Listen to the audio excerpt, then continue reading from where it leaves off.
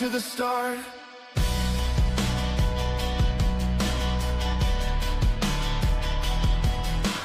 Headlines on loop, heroes for a day, flags on the screen, static in the gray, glory in the briefing, spit shine, sharp smiles, then quiet in the mirror, you flinch every time. You talk like you're taking out shadows, like it's just checking a box, moving on. But every face you erase in your diary stays burned in the back of your thoughts. You talk like it's easy, like breathing, like the world turns right when they're gone. But you can't wash off what you're dreaming when the night drags you back to the start. Who writes the ending? Who gets the blame? Is it ink on paper or blood on a name? You say it's bigger than you, then stare straight ahead. But the greater good you whisper keeps counting your dead. You talk like you're taking out shadows, like it's just checking a box, moving on. But every face you erase in your diary stays burned in the back of your thoughts. You talk like it's easy, like breathing, like the world turns right when they're gone. But you can't wash off what you're dreaming when the night drags you back to the start.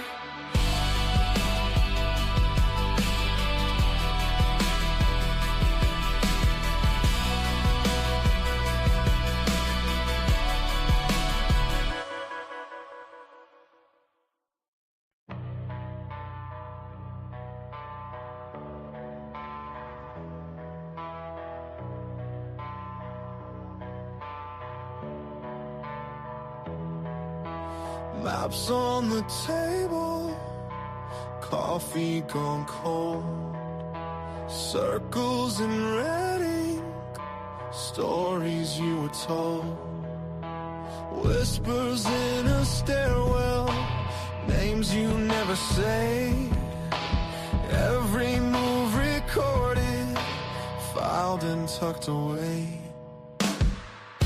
You talk like you're taking out shadows, like it's just checking a box, moving on. But every face you erase in your diary stays burned in the back of your thoughts. You talk like it's easy, like breathing, like the world turns right when they're gone. But you can't wash off what you're dreaming when the night drags you back to the start.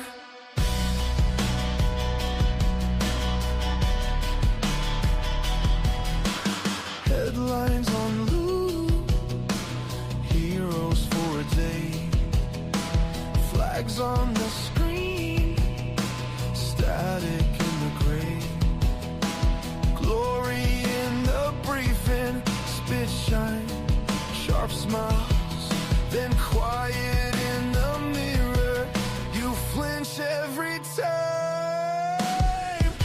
You talk like you're taking out shadows, like it's just checking a box, moving on. But every face you erase in your diary stays burned in the back of your thoughts. You talk like it's easy, like breathing, like the world turns right when they're gone. But you can't wash off what you're dreaming when the night drags you back to the start.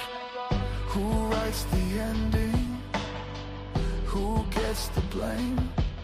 Is it ink on paper or blood on a name? You say it's bigger than you, then stare straight ahead. But the greater good you whisper keeps counting your dead. Crank it up, let it roll. Stars and stripes in my soul. Steel toes on, boots in the gravel, heartland true truth on every channel. Open Bible, flag on the wall. We say what we believe when we don't talk at all. This is red, white, and raise hell. Cowboy hat, church bell, can't scare us into silence. We were born to rebel from the back road to the beltway. We won't fade, we won't fail. Proud, loud, standing tall. Red, white, and raise hell.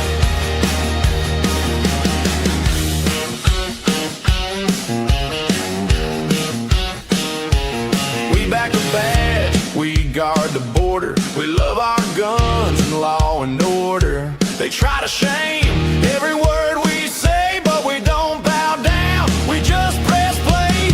This is red, white, and raise hell. Cowboy hat, church bell, can't scare us into silence. We were born to rebel from the back road to the bell. Hey, we won't fade, we won't fail. Proud, loud, standing tall. Red, white, and raise hell.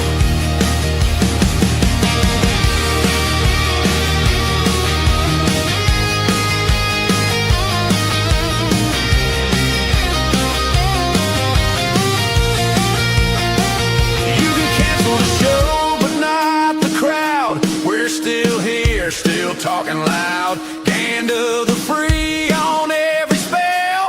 Hit that mic, host, let the truth ring out. This is red, white, and raised hell. Cowboy hat, church bell, can't scare us into silence. We were born to rail from the back road to the beltway. We won't fade, we won't fail. Proud, loud, standing tall. Red, white, and raised hell.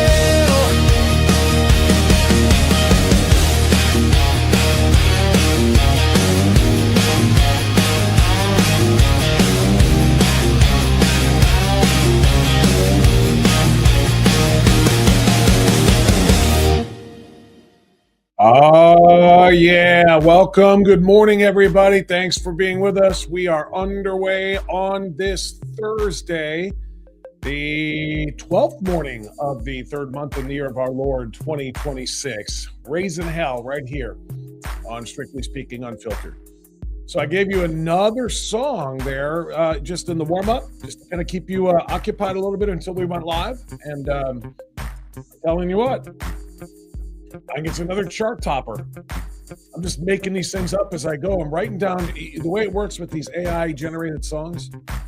You just got to write down a few lyrics, a theme of what you want it to be, a title, and they do the rest. And so I put down the things that I wanted there, and that was Dust and Mirrors that you were listening to before, Red, White, and Raise Hell. But I just love it. I'm telling you, I'm really enjoying the addition to, and you know what? If it wasn't for all of these ridiculous rules about copyright, for actual songs, I mean, I couldn't play Ice Ice Baby promoting my Ice appreciation party from last Friday because I know somebody's going to demand money, or I'm going to get strikes if it goes out over my channel. Which is annoying because you can buy the record and play it at a record, at a radio station. The record. Look at me aging myself there, but you know what I mean. They still give out records when somebody goes gold or platinum. Actually, remember the gold-looking actual 33, long plays LPs. Do they still give those out when somebody hits that? I wonder, because they don't play records anymore. But you get the point here. But radio stations can play them, but podcasts can't. It's just that's the way it is. It's frustration. All right, it is the 12th morning of the third month, as mentioned, and we'll do the inspirational quote, flip calendar. Quote of the day for March 12th. Do not wish to be anything but what you are, and try to be that perfectly. St. Francis de Sales on that one.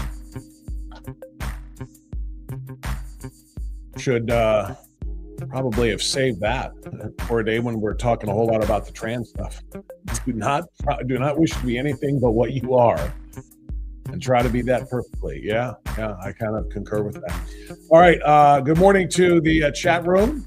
Thank you guys. Appreciate you all hanging out today. Let me go ahead and kill the music there for a minute. I do like my little vibe though. It's kind of add something a little bit to it.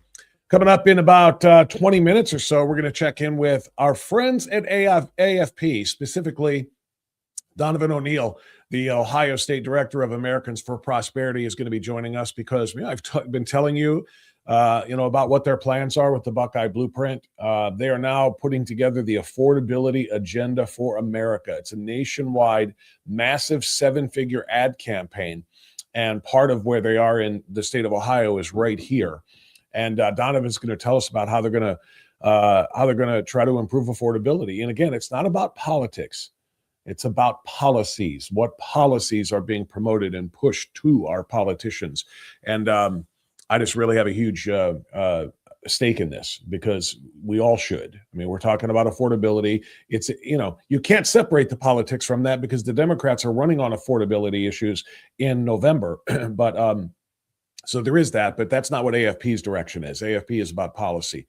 And we're going to talk to Donovan about what the push is for our legislators and obviously how we can play a role in that. That's what it's about.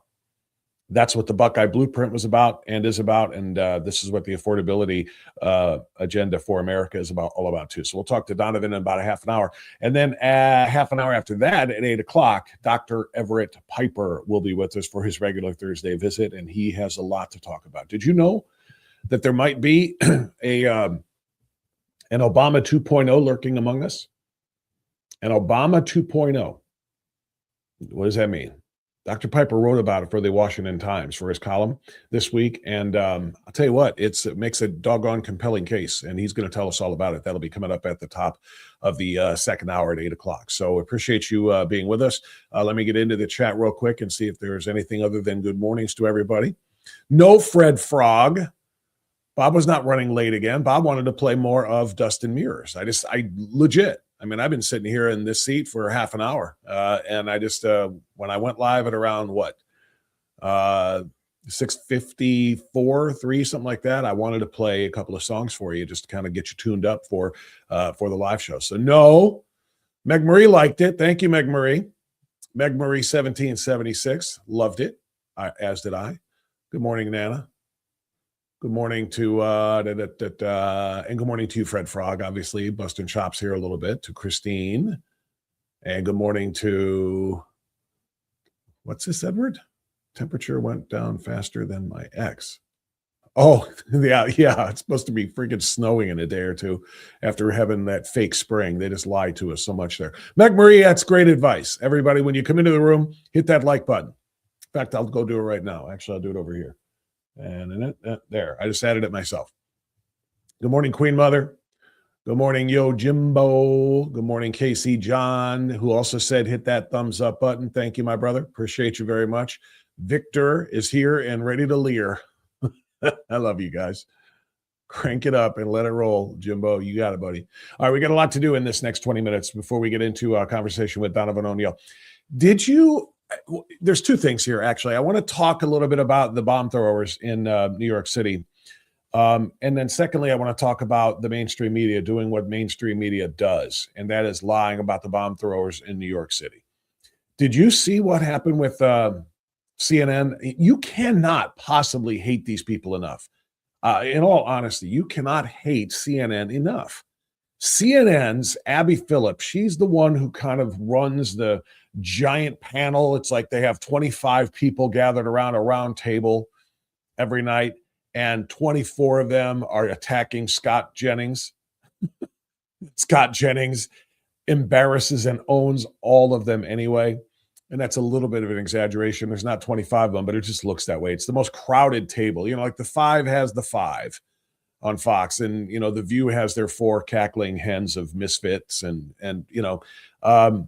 CNN has, I swear, it's at least 10, right? It's double figures, I think, gathered around their table every night for their thing. And Scott Jennings is about the only conservative, and he just routinely owns them. But anyway, Abby Phillip runs that zoo, and Abby Phillip stated on Tuesday that the bomb throwing in New York City was an attack on Zoltar. aka Zoran Mamdani. She said two Republicans don't belong here after an attempted terror attack on New York's Mayor Zoran Mamdani. She told that to her viewers. And House Speaker Mike Johnson says nothing really to condemn those. Let me play the clip here because I've got the story and I'm reading some of the reactions to it, which is kind of what I'm going to do too. But let me play the clip for you here real quick, and you'll see exactly what we're talking about. So this is CNN's Abby Phillip being CNN, I guess is really the best way to say this. But let me enlarge that for you. Here we go. Two Republicans say Muslims don't belong here after an attempted terror attack against New York's Mayor Zoran Mamdani, and the House Speaker Mike Johnson says nothing really to condemn those comments. Another special guest is going to be with us at the table. Okay. So obviously the meat there is at the beginning. Two Republicans say Muslims don't belong here after an attempted terror attack against New York's Mayor Zoran Mamdani. Two Republicans, she said, say Muslims don't belong here after an attempted terror attack on Zoltar.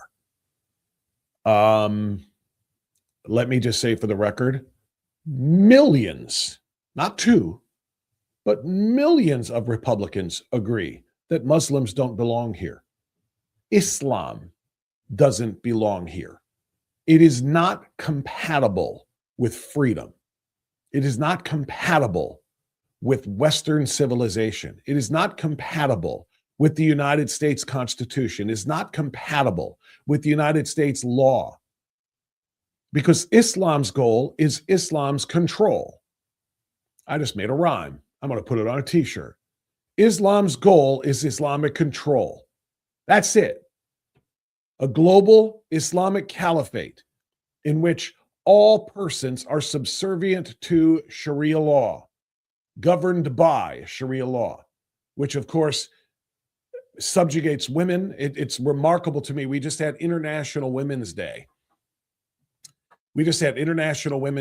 And I didn't see any American women as they were outside screaming at the clouds out of rage against Donald Trump. That's what they did on International Women's Day. Did they scream and outrage at Islam for their subjugation of women and making them dress like beekeepers and making them, flogging them if they do something wrong, beating them? I've got videos. Holy criminy! I've got videos in some of the Islamic countries, and their treatment of women, which will make you cringe. They're videos I haven't shown you yet, even though I've seen them myself on Instagram, scrolling on Reels and so forth. In a number of Islamic countries, the beating of women, it is barbaric. It is the kind of thing you might have thought you would see in the 7th century, not in this one, but it's happening because Islam. That's why it's happening, because Islam. You may, I don't know if, all right, I got to get Victor off the screen. I just realized he was still up there. Sorry. But quite literally, and I got to get this back up on the screen too. Boy, all of these pieces default to going away unless I put them on, and it's driving me nuts. Islamic extremism is a misnomer. There is no such thing as Islamic extremism. I've learned this through the years in covering this. From Robert Spencer and from Claire Lopez and from Daniel Greenfield and from experts who have been studying Islam and Islamic countries for their entire careers. Brigitte Gabriel. There's no such thing as Islamic extremism. There's just Islam. Islam is not radical Islam, or Islam, I should say, is basically interchangeable with radical Islam. Just drop the radical, drop the modifier, and just call it what it is, Islam. Radical Islam is Islam, and its practitioners are barbarians. That's just the way that it is. Now, does this mean every single Muslim person is a dangerous barbarian? No, because some of them are not loyal to and practitioners of Islam. They think they are, but they are not carrying out what the Quran and the Hadith say they should be carrying out. Bottom line is Islam is not compatible, but that's the irrelevant here. The point here, it's not irrelevant, but the point here is Abby Phillip just said that 2 bombs were thrown in New York City in an attempted attack on Zoran Mamdani, because it was near his residence. Well, okay, except for the fact that the reason it was near his residence is that's where protesters, peaceful protesters, were protesting against Zoran Mamdani and the Islamification, I don't know if that's a word, but it is now, of New York City. New York City has virtually been conquered. 25 years after 9/11, when Islam took down the towers. It's basically been conquered. And there are protests there against the Islamic mayor that was elected by the dumbest ass group of people in the history of the freaking planet, New York City voters. All right? That's just reality. So it's been conquered by Islam, and there are protesters out there pushing back against Zoltar and Islam. So what happens? The pro-ISIS, ISIS-inspired and pro-Islam terrorists decide to go and do terrorist things, throw bombs at the protesters. And how does Abby Phillip report it? She reports it with, 2 Republican lawmakers say Islam does not belong here after attacks on Zoltar Mamdani, the Muslim mayor of New York City. No. In fact, the pushback on this was so strong, and let me see if I can pull some of that up here. Joe Borelli said, I got to get Joe Borelli back on, to frame it as an anti-Muslim attack would actually completely reverse what happened. Let's see. The response is, like I said, Representative Andy Ogles of Tennessee said, Muslims don't belong in American society. He's one of the 2 she was referring to. And correctly so, by the way, for all of the reasons that I just laid out. This was yesterday's CNN story that we talked about. 2 Pennsylvania, or rather it was from a few days ago, we talked about it yesterday. 2 Pennsylvania teenagers crossed into New York City Saturday morning for what could have been a normal day, enjoying the city during abnormally warm weather. But in less than an hour, their lives would be drastically changed as the pair would be arrested. And they make it sound like they've been victimized, arrested just for no reason whatsoever. And then the line after that, for throwing homemade bombs during an anti-Muslim protest outside of Zoran Mamdani's home. Anyway, it got so bad, the backlash did, that Abby Phillip was actually forced to do this. And this is going to make things not better, but worse. Watch as I read to you. This is Abby Phillip's tweet yesterday in response to what she said on Tuesday on her show. Quote, I want to correct something I said last night. The bombs thrown in New York City over the weekend by ISIS-inspired attackers was thrown. That's right. I could not make a big deal out of this, but it's hard for me not to. It's the English teacher in me. The subject-verb agreement here. The bombs was thrown into a crowd. No, it would be bombs were thrown, you illiterate. The bombs thrown in New York City over the weekend by ISIS-inspired attackers was thrown into a crowd of anti-Muslim protesters and not specifically targeted at Mayor Mamdani. That wording was inaccurate, and I didn't catch it ahead of time. I apologize for the error. Wait, what? What are you saying? What do you mean that wording was inaccurate and you didn't catch it ahead of time? They were your words. You spoke what you spoke. Are you telling us, Abby Phillip of CNN, that you don't speak your words when you're on television spouting your horrible, terrible, no good, awful, left-wing activism? You're telling me you're not conveying your own ideas? Because that's what it sounds like. When you say that wording was inaccurate and you didn't catch it ahead of time, does that mean somebody else wrote it for you and put it into your teleprompter and you just read whatever the hell they tell you to read? Because that is illuminating, if that's the case. That's an extraordinary admission. You didn't catch it ahead of time, meaning as you pre-skimmed the copy that they gave you to read, you didn't catch it, and so you read it live. and now you have to apologize for it. That's very, very eye-opening. But what's just as eye-opening, and in fact maybe worse, is the fact that she went on to say, or she said in that kind of non-apology apology, that the bombs that was thrown into a crowd of anti-Muslim protesters was not specifically targeted at Mayor Mamdani. What the hell does that mean? That makes it sound like that they were kind of aimed at Mamdani. They were kind of targeting Mamdani. They weren't targeting Mamdani at all. Zoltar was never in jeopardy here. Zoltar was never going to be blown up. Zoltar was up in his little estate, being communist and Islamist, while people were chanting and protesting against his communism and his Islamism.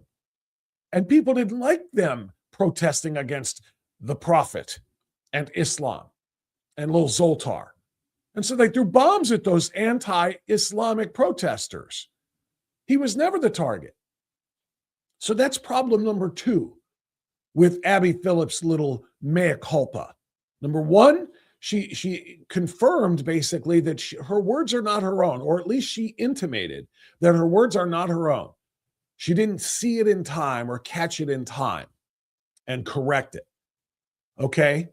So that means somebody else wrote it, and she reviews it and then goes on camera and reads it. She's too stupid to actually speak her own thoughts. I don't work with a teleprompter. I don't work with a script, because I want people to know what I'm saying comes from me. If I quote somebody, I'm going to quote somebody. But you're going to get what, and anybody and that doesn't mean that there are people on Fox that don't use teleprompters. There are, and some of them are just as bubbleheaded sometimes. Ainsley Earhart didn't know what AYE meant the other day. It was really annoying. She was quoting one of the votes in Congress. I can't remember which one it was, but it was about voting, and she started to say yay, and then she realized, because when you announce votes, congressional votes, there could be yays or nays. The yays have it. Another way to do it is the ayes or the nays, which is AYE. And she apparently had never heard of that word before. She said yay, and then she stuttered and says a. And again, can you not speak for yourself? Does everything have to come off of that freaking screen? And there's a word you didn't know, AYE. You didn't know that I vote aye. The ayes have it. I was frustrated by that too, and that was Ainsley Earhart. So this isn't solely and exclusively partisan, what I'm talking about here and complaining about Abby Phillip. But what she basically is saying is that the words, and hers is a commentary program. She is basically saying that I didn't catch it in time. So that's problem number 1. I didn't catch it and see it in time. That's number 1. Number 2, she said that the bombs weren't specifically targeted at Mamdani. They may have been generally targeted at Zoltar. And if they were generally targeted at Zoltar, that's still an attack on Islam. That's still an attack on Islam. But why would ISIS-inspired terrorists attack Islam?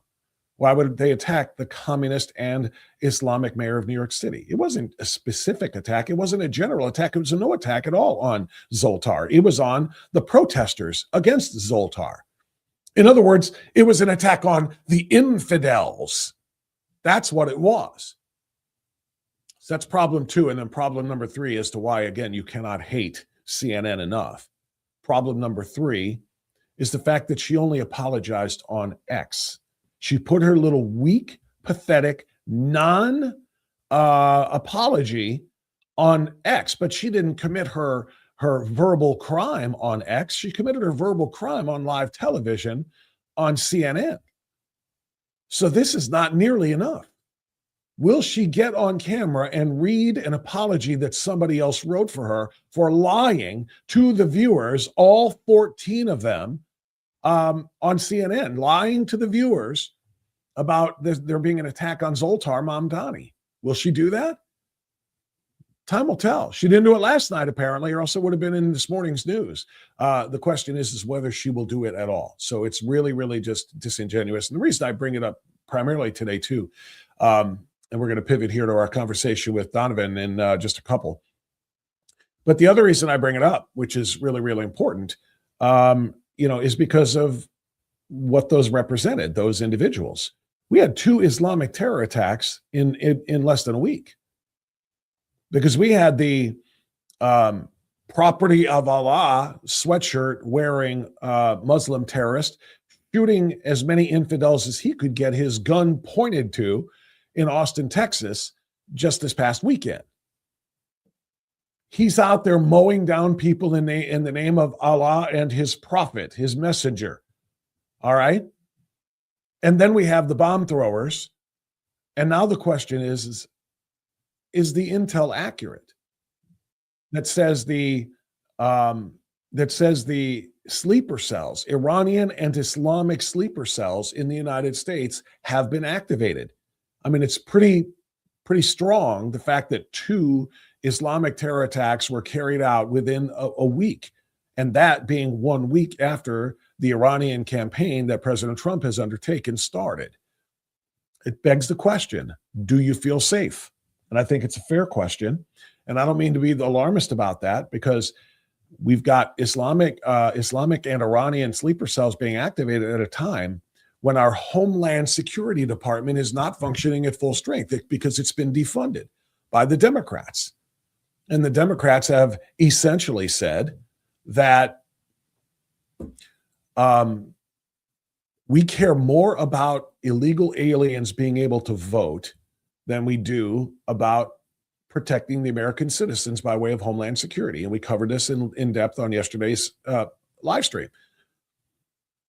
The bottom line here is that the Democrats have issued their list of demands, and Hack Jeffries made it clear on a video that he did that they will not allow ICE to be able to exist and to work or be near polling places. Why did they specify and list polling places as a place where they did this as among their ICE reforms? ICE can't go around polling places. Why would that be a problem for anybody unless illegal aliens were going to be at polling places? And why would that be? To vote. It's why they opposed the SAVE Act, proof of citizenship, and then proof of photo identification. It's why. So until an agreement is made that ICE won't be allowed to be near polling places, thus potentially disrupting Democrat voting, illegal aliens voting for Democrats in November. Until that happens, they're not going to let DHS protect us from these terror attacks. So sleeper cells being activated, and the question is how safe do you feel? And I'll check that out in the chat here in just a couple of minutes because I'm very interested to see what you have to say about that. I want to know whether or not you do feel like our safety and security has been compromised because of DHS being unfunded or underfunded. All right, it is 7:32. We're going to have our first conversation here in a moment after I remind you of our good friends and my good friend, Mark King at Keeping Medicare Simple. Mark is one of our foundational sponsors. Mark came on board very, very early on to support this program, and I'm so glad that he did. Mark was one of my sponsors and clients on the radio side of things for over 5 years, helping people with Medicare. I was more than happy to say I will continue to share your message with seniors who need Medicare or people who are aging into Medicare for the first time. Absolutely on the podcast. And so I'm happy to tell you this phone number and to put it on that screen. Call it 440-832-8936. If you have questions about what Part A, Part B, Part D, prescription drug coverage, what things might be available to you in terms of transportation, what might be available to you in terms of vision or hearing or dental, any questions you have about the difference between plans offered in Northeast Ohio, Mark has the answer. How do I know? Because you can't do something for nearly 40 years and not have the answers. That's what makes Mark successful and makes him so valuable of a friend to seniors in Northeast Ohio. So if you've got questions about getting enrolled in Medicare, by all means, you want to call Mark at 440-832-8936. His website is just what you see on the screen, keepingmedicaresimple.com. keepingmedicaresimple.com. It's very user-friendly, a lot of great information there. And when you call Mark, tell him thank you for the tremendous advice. By the way, he's not going to charge you a fee at all. thank him for the advice, and also thank him for sponsoring and being a big part of Strictly Speaking Unfiltered. We certainly appreciate Mark's support. And Mark, by the way, was instrumental in our event the other day on Friday when we did our ICE appreciation night. Mark was not only a sponsor of the event, but he was there helping. I mean, literally, he was sweeping floors. He was selling T-shirts. He was actively involved in the entertainment. It's just a tremendous thing. So we really appreciate him very much. All right. Speaking of foundational sponsors, I am honored to bring our next guy, and I've been showing you this now for the last few weeks, the Buckeye Blueprint at buckeyeblueprint.com, which is the brainchild and the policy initiative of our friends at AFP, Americans for Prosperity. And AFP has stepped up in a huge way to also be a foundational sponsor of this program. And I can't tell you how much I appreciated that too, because I had been talking with the state director of AFP Ohio, for a few years also on the radio side. And the fact that he and they wanted to come over here and work with me on the Strictly Speaking Unfiltered side of things was really, really an honor for me. And now AFP, both AFP Ohio and Americans for Prosperity nationally, are about to undertake a massive, massive effort to drive through policy initiatives, drive down costs, and make life more affordable for American citizens. So privileged to bring in now our friend Donovan O'Neill. Donovan is the state director for AFP Ohio. Donovan, welcome back. Welcome to, I should say, for the first time on the online version of the show. But how are you, sir? I know. I'm doing good. It's good to used to just talking to you over the phone. It's good to see your face, though. I know. I like this, too. I have to say, you know, as weird as things go and where our journeys take us, this took me to a platform that I actually enjoy a lot better because I can see people like you and my guests, and it does. It's face-to-face conversations are different. So, affordability agenda for America. We've got a lot of things to talk about here, Donovan. First of all, I want to show this.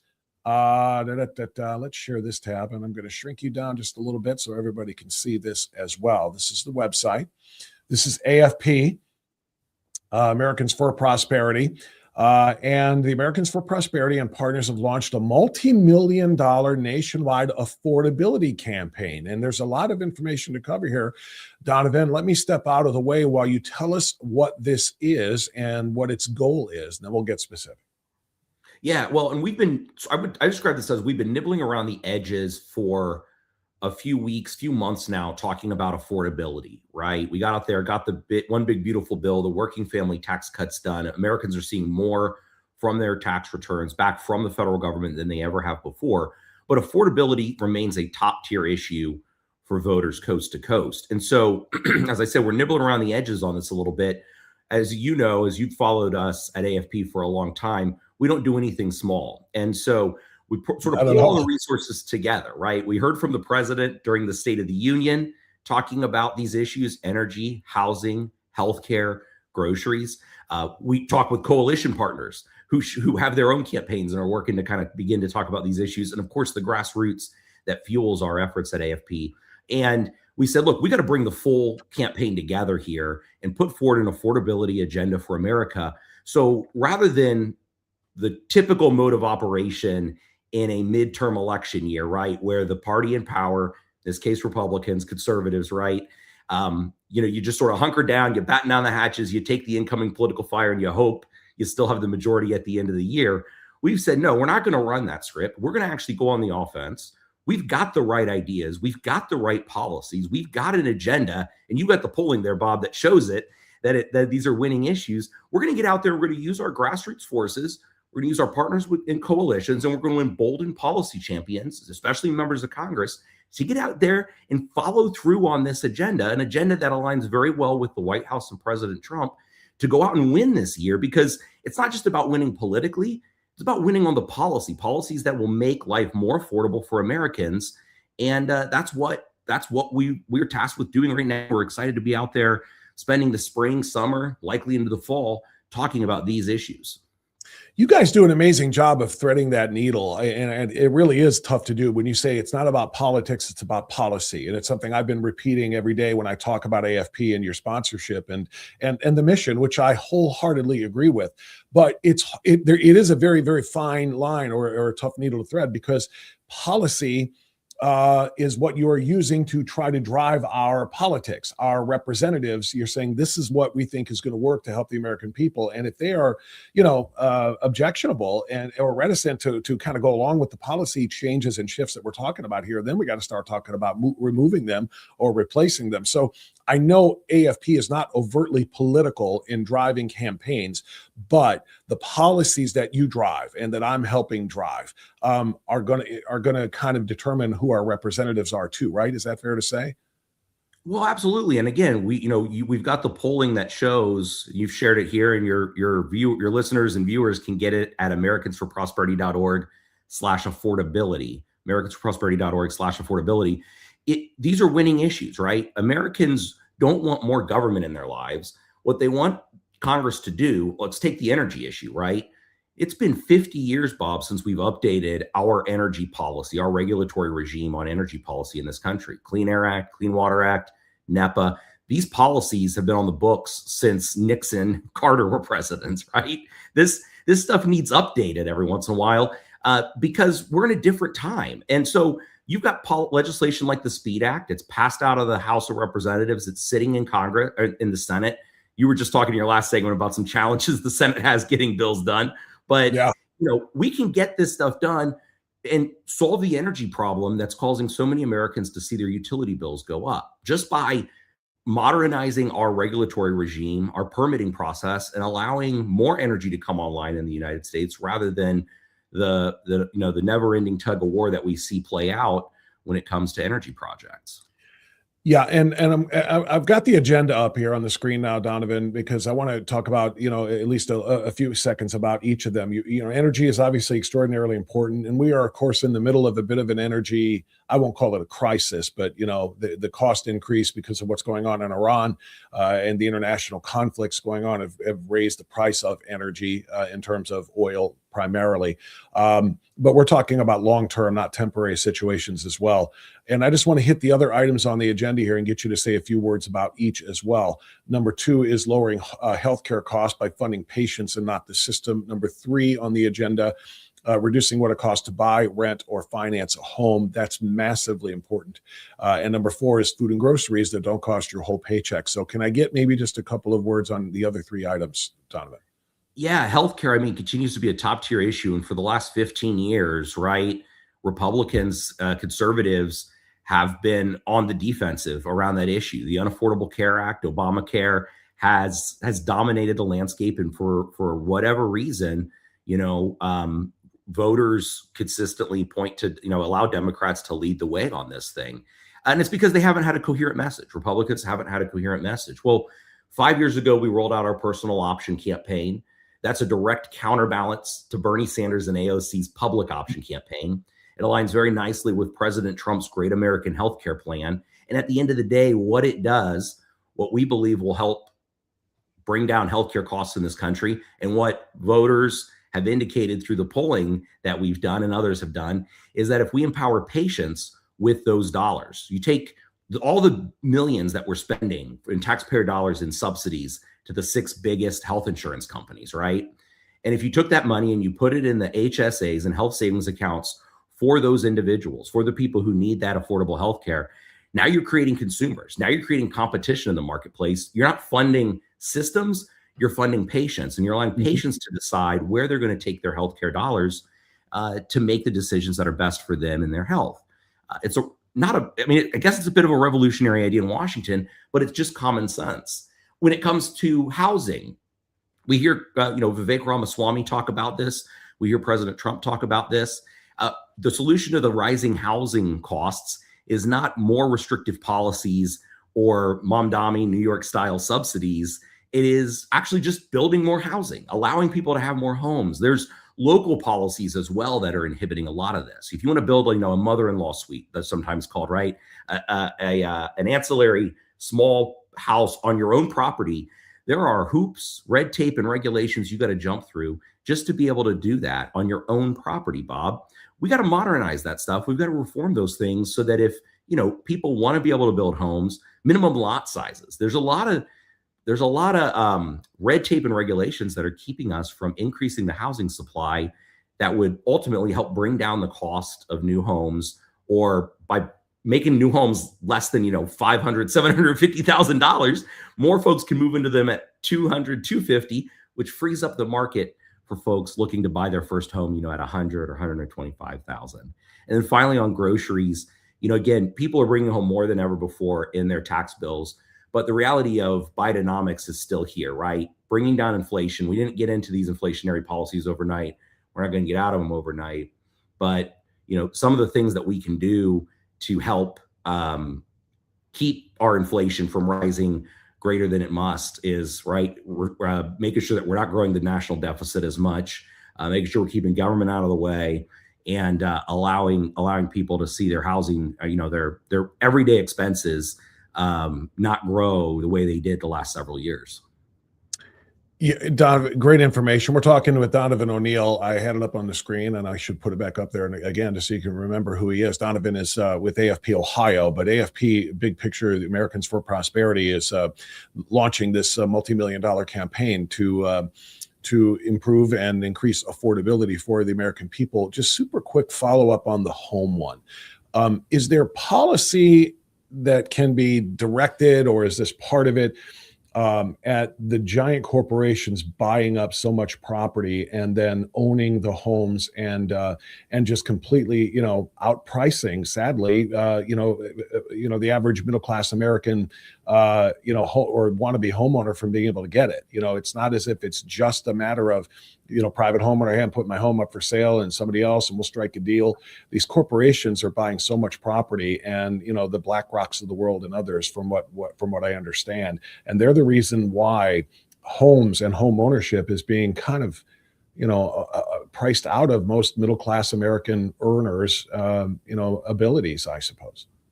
Yeah, I've heard that, and I think there's definitely something to that, right? Whenever you have somebody who can come in and start buying up a lot of property, and there's no better investment, right, than real estate and property in this country, and so you certainly see that. But I think in a lot of ways that ultimately becomes a red herring. The problem we have, right, is we just aren't building enough homes.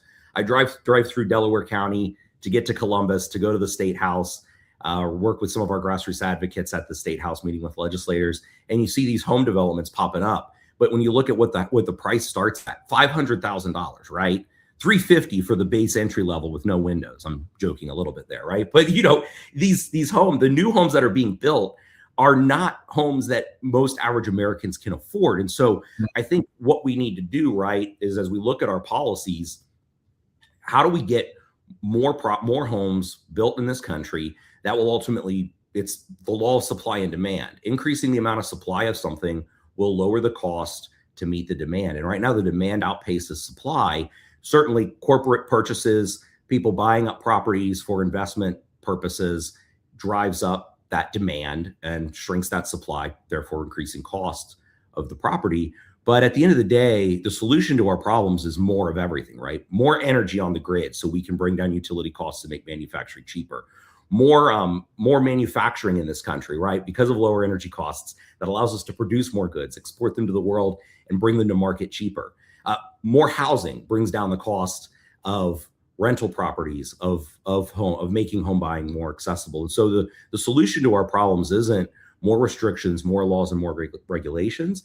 It's more supply. It's making abundance, having an abundance approach to policymaking that ultimately results in us achieving the American dream. That really, if you look back through our 250 years of American history, right, it's only once we started restricting these things, putting government rules, regulations in place, as well-intentioned as they might have been, that ultimately created the inhibition that has made the American dream so unachievable for so many people these days. Yeah, that's a great explanation, Donovan, and I appreciate that. The one follow-up, and this is more of an Ohio-specific question, because obviously the affordability initiative that we're talking about in the agenda is national for AFP, but AFP Ohio-wise, I'm just curious, is there anything that AFP Ohio can do or is doing with respect to the property tax dilemma? As you know, there's a ballot initiative they're collecting petitions for, and hopefully going to have something on in November to actually eliminate property taxes altogether. Almost all state representatives are opposed to that because they're going to have to find a way to replace the lost revenue from the property taxes. But what does AFP Ohio say? What do you say about the spiking, costs of our, the rising property taxes and how it's putting a lot of people potentially in jeopardy of losing their homes, particularly seniors on fixed income. Donovan, so thoughts on that? Yeah, I mean, first off, Brian Massey and the crew over there in Lake County who've been working on that issue, they've responded to a very clear demand from the grassroots, and a lot of the supporters of that initiative are members of our county chapters across the state of Ohio, and we're honored to have them. They're the folks who are out there doing hard work, hard grassroots work. In terms of where we've been focusing our energies on the property tax crisis, we were very supportive of the policies that David Thomas had introduced, a lot of the bills that were passed that will ultimately in the long run keep these spikes from happening again, help sort of what I describe as put the voter back in the driver's seat, where for too long, the local government elected officials have been in the driver's seat, right? Your townships, your school boards, they're the folks who have had the balance of power has been in their favor. And I think it's more in the taxpayers' favor now. But where we're looking at, and I've been traveling around the state talking about this, is I give two scenarios. Let's say scenario one, our friends who are working to eliminate the property tax in the state of Ohio get their issue on the ballot. They're successful in November and they outlaw property taxes in the state of Ohio. One of the facts of the matter is still, Bob, we have $24 billion that go to services that most people equate as good, essential government services: police, fire, schools, roads, bridges. That dynamic still exists. We've got to figure out a way to fill that hole, and that's got to come from somewhere, right? The other dynamic that could play out, our friends fail in November, right? They don't eliminate the property tax in the state of Ohio. We still have a very real problem of $24 billion in local government spending, again, going to essential services like police and fire, but it's hurting Ohioans. What we're focused on is the underlying condition that's causing this property tax crisis to happen. And what it is, Bob, is it is the 3,900 political subdivisions that make up the state of Ohio. We have the sixth most political subdivisions in the nation. The way we do local government here in Ohio is abnormal. We're in the good company of the free state of California, the People's Liberty Republic of Illinois, the faith and freedom, Commonwealth of Colorado. I'm being facetious here, right? As I say this, we do government weird. The reason we have the property tax crisis, and this dynamic will exist whether property taxes are constitutional or not in the Buckeye State, we have a lot of dang local government that costs a lot of money. And we've really got to zero in on reforming that aspect of the state of Ohio if we're ever going to make Ohio government work, Ohio work for the people. And great names for those places, by the way, great descriptions of them, because that's what they are. And it is a shame that we are in near the same boat with them, because that is radical. I want to go back, if I can, to something I had up there earlier, and that is the survey. And I'd like to get you to talk a little bit more about the survey and where people can be a part of it and take it, and what the goal is. Yeah, well, again, you can go to americansforprosperity.org/affordability.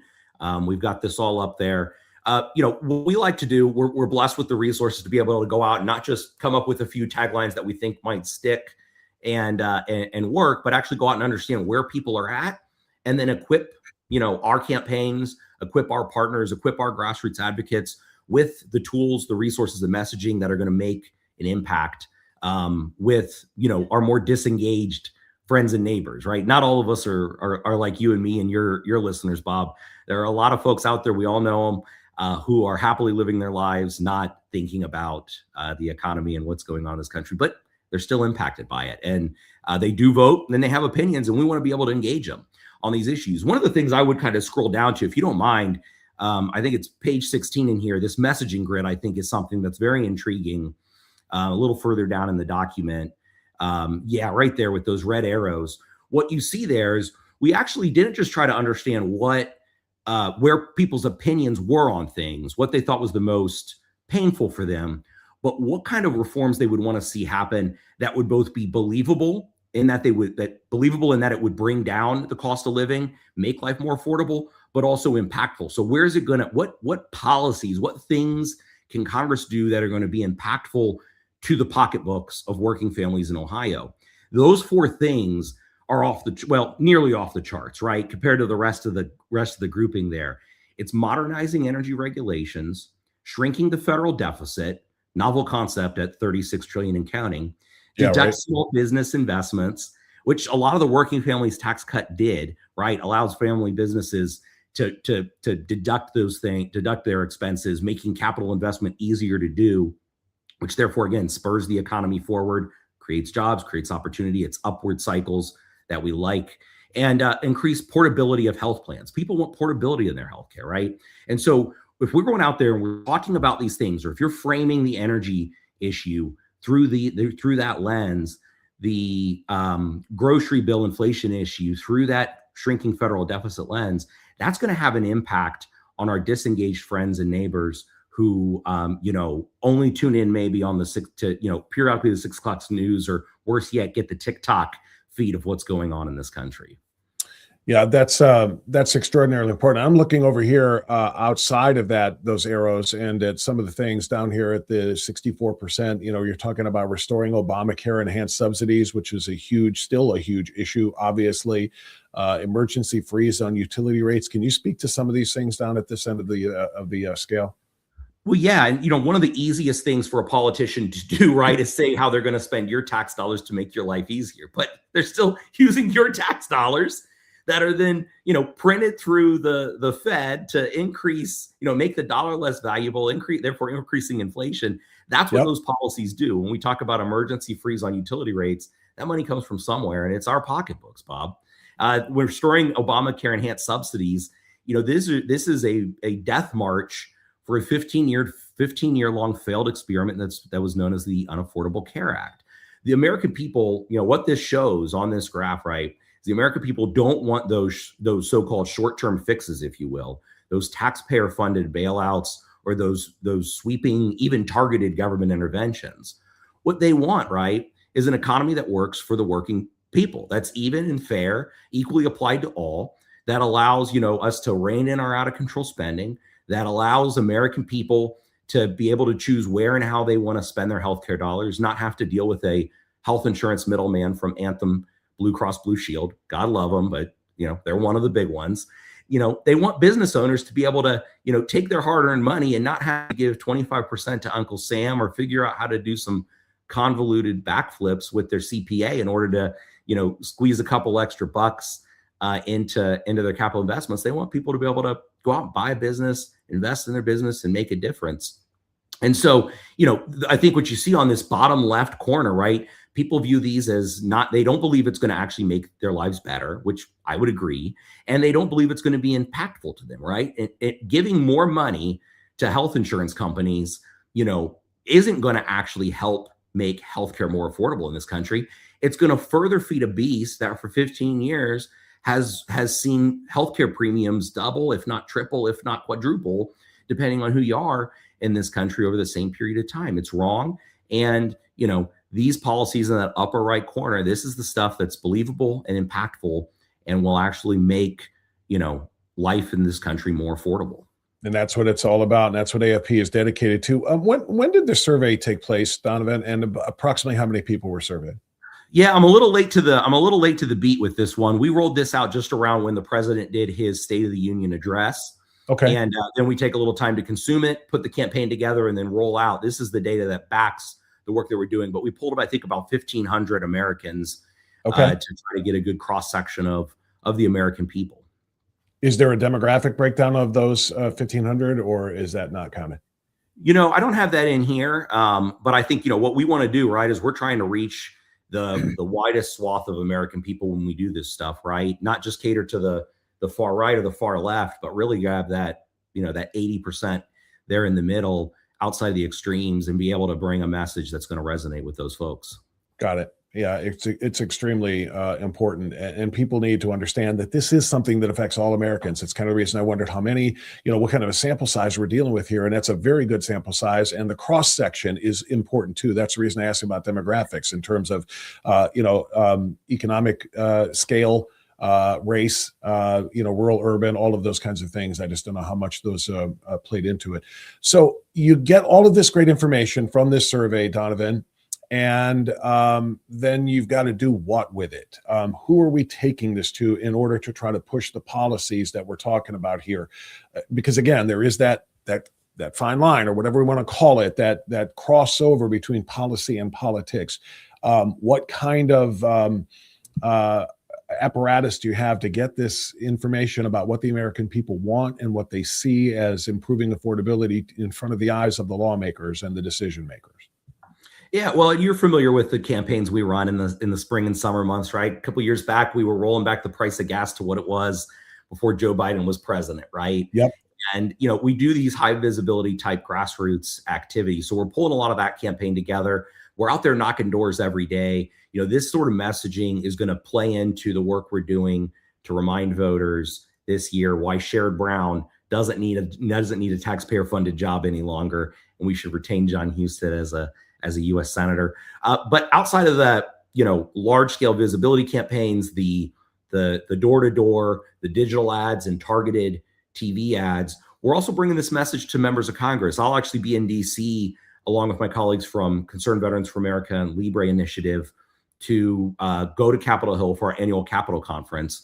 Coast to coast, state teams are flying into D.C. for our annual fly-in, and we'll be meeting with members of Congress and their staffs to provide, updated polling information relative to this affordability agenda, and reminding them they have bits and pieces of legislation that they have sitting in Congress right now, ready to move.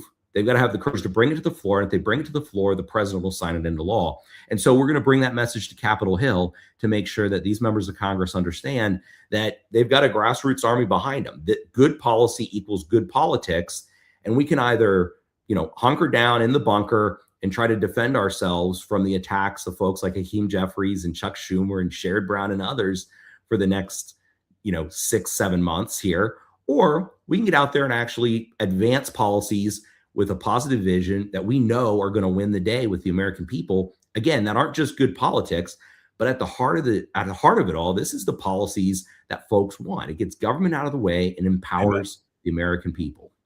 Amen. That is exactly what we want and what we need. Donovan, last thing before I play the commercial, the 30-second commercial, it's the first part of this big, massive ad buy, is to ask you, what can we do? I like action items. That's why in my newsletter, my weekly newsletter, I have 5 things for people to know this week and 5 things for people to do this week. What can we do to support this effort, to support AFP in any way? Well, go to BuckeyeBlueprint.com. You threw it up at the beginning of the segment, BuckeyeBlueprint.com. That's our state campaign for a bolder, better Buckeye state. On BuckeyeBlueprint.com, you can go to events. We've got a calendar. We've got county chapters meeting twice a month, Bob. And we don't just get together and share news clips. God love the groups that do that. But we actually get together and we have action. We have the Liberty Line where we're calling members of Congress, encouraging them to take action on the bills of the day. We've got members of the state legislature. Mike Davila was at our Cuyahoga County chapter meeting I was at just a week or 2 ago. Great American, great legislator fighting the good fight in Columbus. We have door canvassing that'll be starting up here soon for many of our endorsed candidates. But we have county chapters across the state. I know you've got a statewide reach, but in Northeast Ohio in particular, Cuyahoga County, Portage County, Geauga County, Lake, Ashtabula.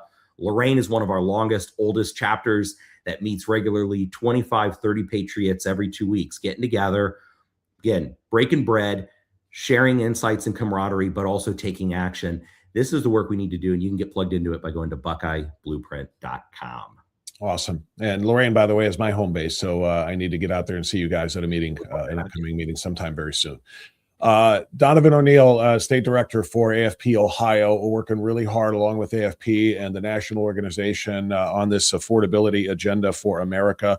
Online at americansforprosperity.org, and then specifically that survey, if people want to see that, that's americansforprosperity.org/affordability. /affordability, and you can kind of poke your way around it the way I did. And one of the things you'll see there is the ad that I'm about to play here when I wrap with Donovan as well, so that you can kind of get an idea of what the American people need to know, and then share this information with others. I tell people every day on this podcast to share the podcast and let everybody know it's here so that we can grow this and so forth. But I want people to share the information gained by people like you, organizations like AFP, because it's true grassroots, right? This is what it's about. Person to person, account to account, text to text, whatever. Share this with people who are concerned about these things. Specifically, all middle-class Americans are going to be concerned about affordability right now, and know that there is an organization out there like AFP working very, very hard to bring, to bring it under control and to make, our lives more affordable here in Ohio and beyond. So it's about share. Closing remarks, Donovan. Well, Bob, just thanks for all that you do. It takes voices like yours, listeners like yours, right, to stay plugged in, to stay connected to what's going on. And it's that full court press. And we're going to need it more than ever in 2026, right? Midterm election cycles, the party in power, the pendulum swings the other way. We can break that trend, though. We have the opportunity, and we must break that trend, because when we talk about these policies, we've seen the path of Bidenomics, top-down government control. We've got the bottom-up solutions that it's going to take to get this country back on track. We've got 250 great years of American history we're celebrating this year. Let's make sure we can lock this thing in for another 250. Amen. That's what it's going to take, is all of us. Absolutely. Donovan O'Neill, AFP, Ohio State Director. Thank you, my friend. Great work, and keep up the great work. And we'll talk to you again soon. See you soon, Bob. Thank you, Donovan. And what I want people to see right now is I want you to see that ad. I've got Dr. Everett Piper, by the way, waiting in the wings, but I want you to see the ad. This is the nationwide ad that is a part of this 7-figure ad campaign that is being rolled out by AFP, or by AFP, I should say, the national AFP. So here's that 30-second ad. And then we'll have Dr. Piper on the flip. For too long, Washington has said no to builders, workers, and American families, and yes to bureaucracy, delay, and special interests. Let's flip that. Say yes to building more housing, and no to government mandates that block it. Yes to permitting American energy, and no to endless red tape. Yes to putting patients in charge of healthcare, and no to letting insurance companies call the shots. Higher costs? No. An affordable America? Yes. For too long, it's Washington. A great message. Yeah, it really is a great message, and I'm happy to share that, and I'm really so happy to be partnering with AFP Ohio as well. And like I said, I cannot separate these two. If I'm being 100% honest, I cannot separate these two. Speaking of my support for AFP and their mission, which I've been doing for a long time, long before they decided to start sponsoring me. But then that's the second part too. I have such great appreciation for their sponsorship of this program and of this mission that we are on to become bigger and more influential and impactful in advancing agendas that do indeed work for all of us. Because literally, that's what this is all about. We have to work very, very hard for groups like this who are working very, very hard for all of us. In other words, it's something of a quid pro quo. We're working for them, and they're working for all of us, and so that's kind of how it has to be. All right, I mentioned I have Dr. Everett Piper waiting in the wings, so I'm going to go ahead and bring Dr. Piper on here in just a moment after this very, very brief intermission. Strictly speaking, Unfiltered. If you're still in the chat room, hang out for just a few minutes, and we'll come right back here. Actually, less than a few minutes with Dr. Everett Piper.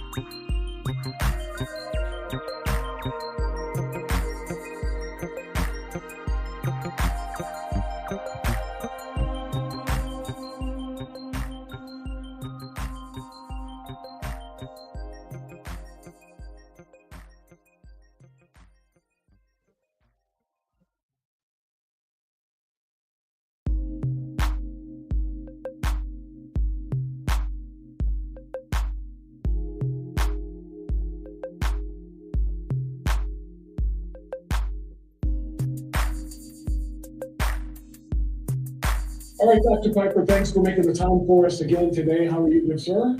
I'm doing great. Always good to join you. Thanks for having me back on the show.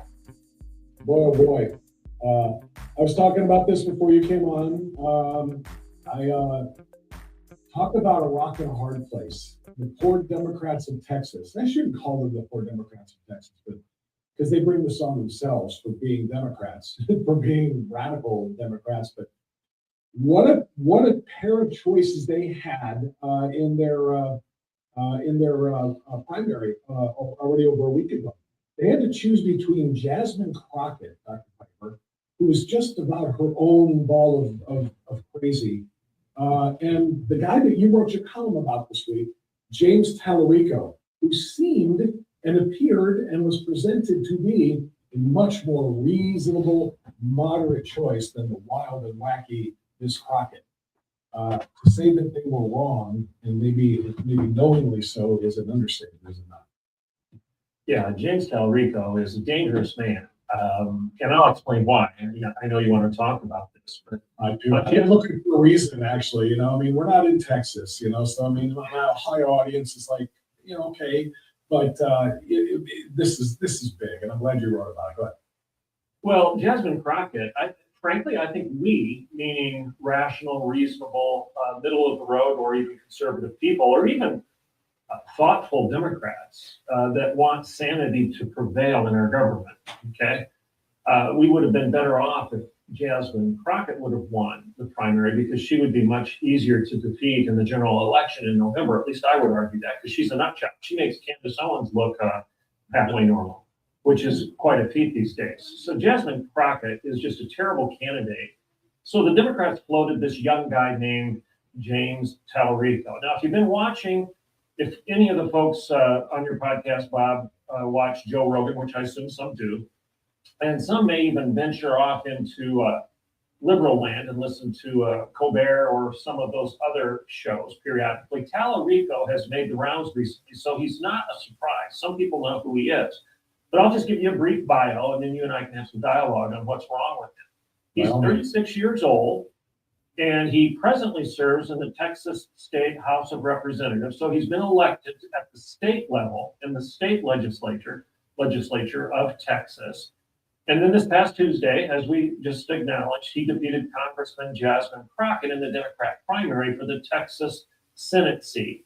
So in the general election, he will run against either Cronin or Paxson, whichever one of those prevails for the Republican nomination for the Senate. Cronin is the sitting senator, and Paxson is the attorney general for Texas right now.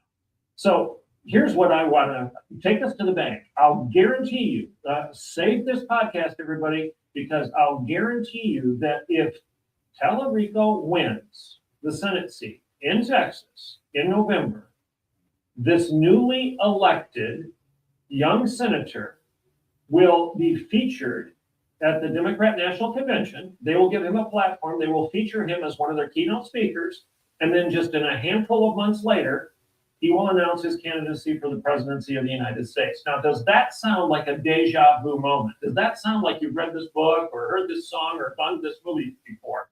It should, because this is almost a carbon copy of Barack Obama. I mean, he's 36 years old. He has been elected to the state legislature, Barack Obama. He is, to quote Joe Biden on what he said about Obama back in the day, he's articulate, bright, and clean, and a nice-looking guy, close quote, Joe Biden. Tallarico presents himself in soft, his ideas are presented in soft, calculated, and melodic tones. And I would, if you want to know who he is, just close your eyes and listen to him in one of his interviews. You'd swear you're listening to Barack Obama himself, the deporter-in-chief himself. It sounds exactly like the cadence and the tone, the rhyme and the rhythm of Barack Obama. This guy is Barack Obama 2.0. He really is. And Bob, in addition to those similarities, I would argue there's one glaring similarity that we should care about, especially if you're conservative and you're a Christian of whatever denominational stripe.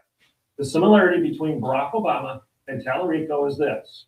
They both claim to be Christians, and they're not. Now, some folks may get uncomfortable when I say that. Well, who are you to judge somebody else's Christianity?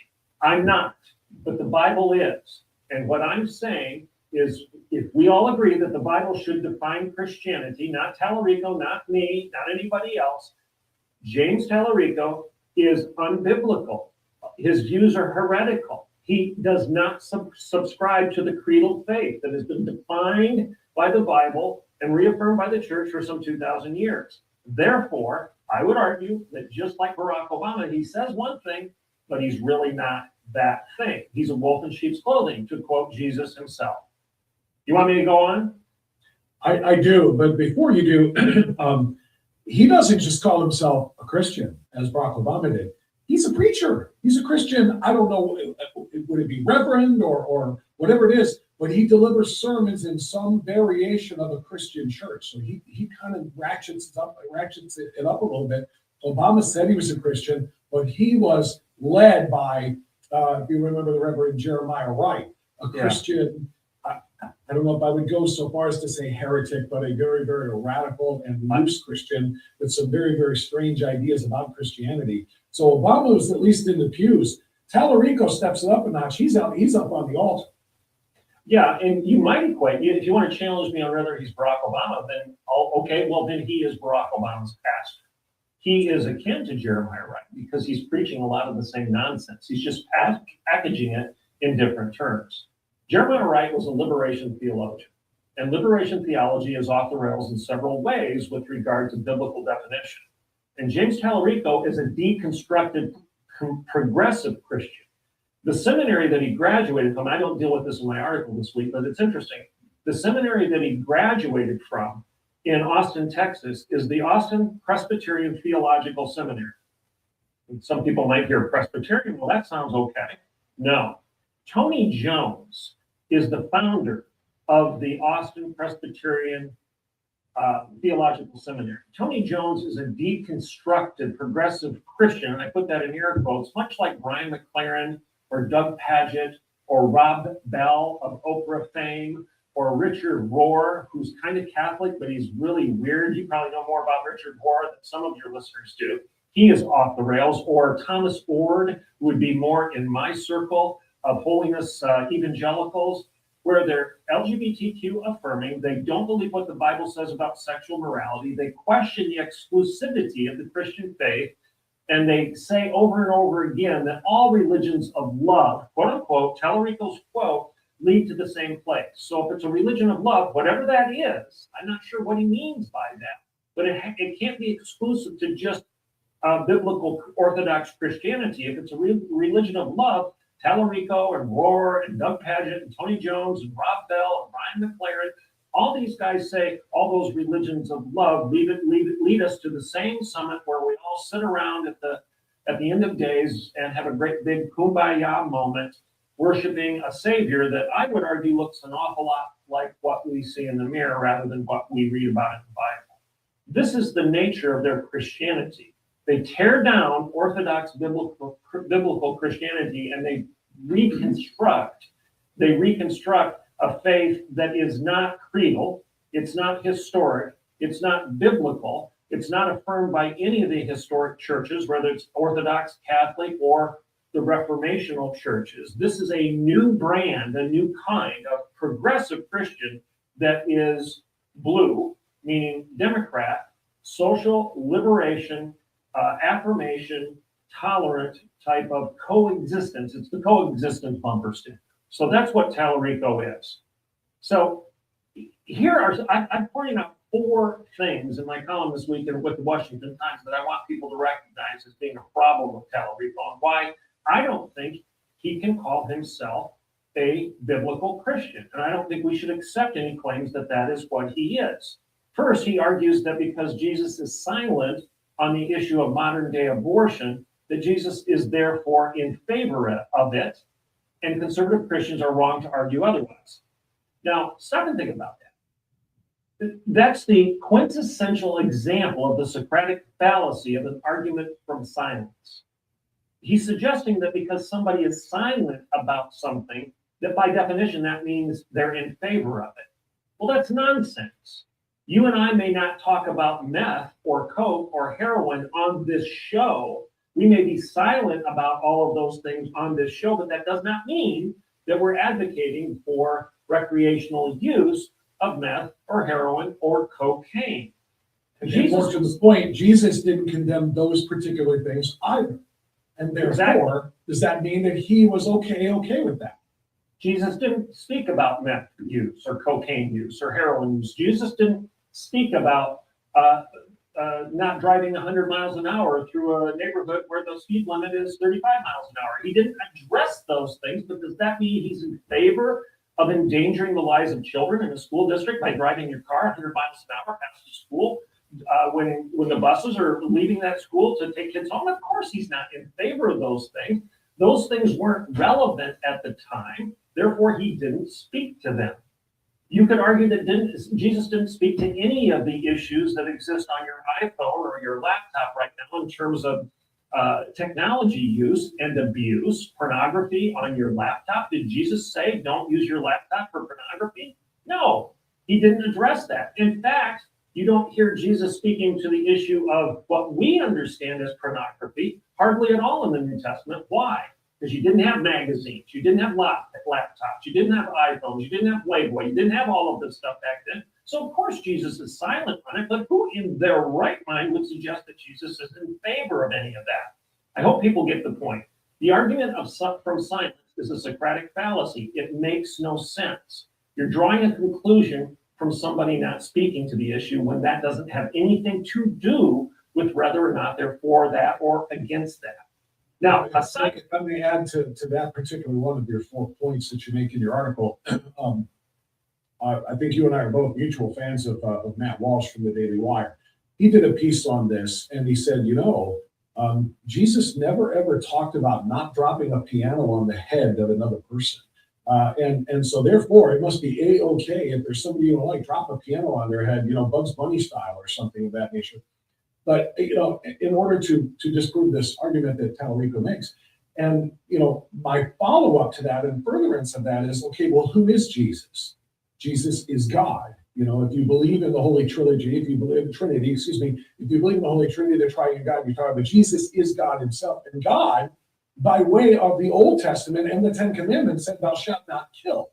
So guess what? You can't drop a piano on the head of somebody else. And it also means you cannot dig inside of a mother's uterus and kill her child on the other side of the birth canal. Killing is still killing. So technically, Jesus, as God and the Spirit all wrapped together, did say, thou shalt not kill anyone, including, therefore, innocent little children prior to their being delivered. So, which is exactly my second point. So the argument from silence aside, we can all agree that I like your analogy, or Matt Walsh's analogy, that Jesus didn't say don't drop a piano on somebody's head, so therefore he's okay with you doing that. Well, of course not. And we understand why he didn't speak to the issue of pianos being dropped on somebody's head. Pianos didn't exist then, so of course he's not going to speak to the issue, let alone the absurdity of using a piano as a weapon. So that argument just needs to be set aside. And the fact that Talarico actually uses it, and people let him get away with it. I'm stunned that Joe Rogan let him get away with it. Joe Rogan's smart enough. He knew that was a fallacy. I don't know why he let him get away with it. Agreed. Discussion another day. So back to your point, though, about Jesus being God. Okay, this is a problem in our culture today. A lot of people who fancy themselves as conservative Christians have compartmentalized the triune God into three different gods. And that's heresy. We need to be very careful of thinking that way. All Orthodox Christians, again, whatever denominational stripe, hold that Jesus is the second person of the triune God. This is the point you just made, Bob. Mm-hmm. And all true followers of Christ understand that as God, Jesus communicates not only through what is recorded in the four Gospels, but through the entire Bible, from Genesis to Revelation. In other words, all of Scripture is the Word of God. And the God who tells us in Matthew, it would be better to have a millstone tied around your neck and cast into the sea than to harm a little child, is the same God who tells us in Genesis that he will, quote, demand an accounting for the life of every human being who takes the life of another, because he, God, Jesus, has made every man, woman, and child in his image. Claiming that Jesus is silent on murdering babies is nonsense. It is unbiblical, it's unchristian, and it's simply wrong. So, Bob, you summarized it perfectly. Jesus is God. Jesus is the Word made flesh and dwelling among us, Gospel of John. Jesus, in the beginning, was the Word, and the Word was with God, and the Word was God. There was nothing that was created that was created. Without him, nothing was created that has come into creation. This is the Gospel of John. Jesus is God. He is the image. He is the perfect representation, perfect image of the God the Father. Jesus tells us this over and over again. John tells us in his gospel. John repeats it in his epistles. Jude, if you question whether or not Jesus is the Old Testament God, go read the epistle of Jude. It says in the epistle of Jude that Jesus judged the Egyptians during the 40 years of wilderness in the desert. Jesus judged them. It then goes on to say that Jesus likewise judged Sodom and Gomorrah. So this wasn't a different God in the Old Testament. Jude tells us that this was Jesus, and the Gospels affirm that over and over again. The quintessential example of that is the Gospel of John. So Jesus isn't silent on this because God isn't silent on this, and you can't chuck the Old Testament in favor of the New Testament and still claim to be an Orthodox Christian. You can't do what Andy Stanley says, and that's unhitch yourself from the Old Testament. That's crazy talk. That is not biblical. That is not Christian. That is not Orthodox. That's not the historical Christian faith. Second point, Tallarico says that in the story of the Annunciation, this is crazy talk here. He actually said this on Joe Rogan, and I think he said it on Colbert too. Tallarico says that the story of the Annunciation, as recorded in the Gospel of Luke, describes Mary's consent. And therefore, it's a moral template for all women having the choice to keep or abort any child resulting from such a consensual act. A sidebar here.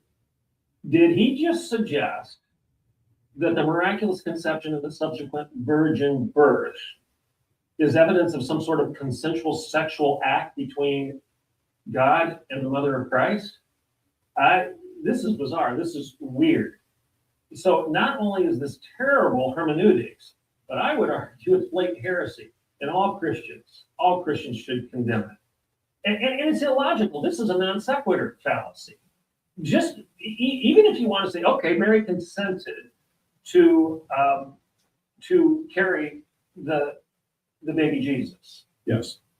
You could argue that the gospel says that Mary said, "Let it be done unto me as you said." Okay, when angel Gabriel came to her and said that the Holy Spirit's going to come upon him. To use this weird language that Tallarico is kind of like sexual consent and all this kind of stuff, I just get my skin crawls when he starts jumping into that type of language. But even if you wanted to grant him that, which I would suggest we shouldn't, it's a non sequitur fallacy, because so what?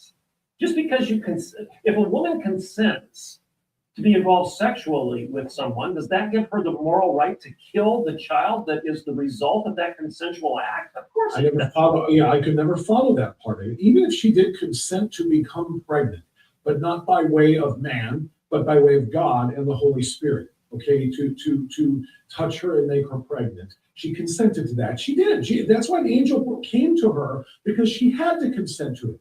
You know, they wouldn't have forced it upon her. She was chosen, and she felt the will of God, and said, yes, let this happen to me. It doesn't mean it was sexual, A, and B. How does that then give you the right to choose whether or not you're going to let that baby that you have consented to carry live, or whether or not you alone have the right to destroy that baby if you want to? I don't understand the logic there either. It just, there is no logic. One is not the precursor to the other.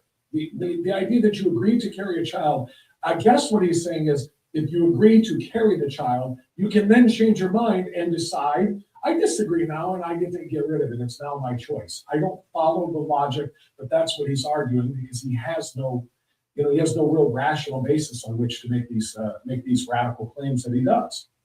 Well, again, this guy, he's a seminary grad, so he should have taken the philosophy 101. He should have had some sort of elementary education in Socratic logic. So the first point he makes is he commits the fallacy of arguing from silence, which we covered that. Now he's committing the fallacy of non sequitur, which is non-sequence. The conclusion does not flow as a sequence from the premise.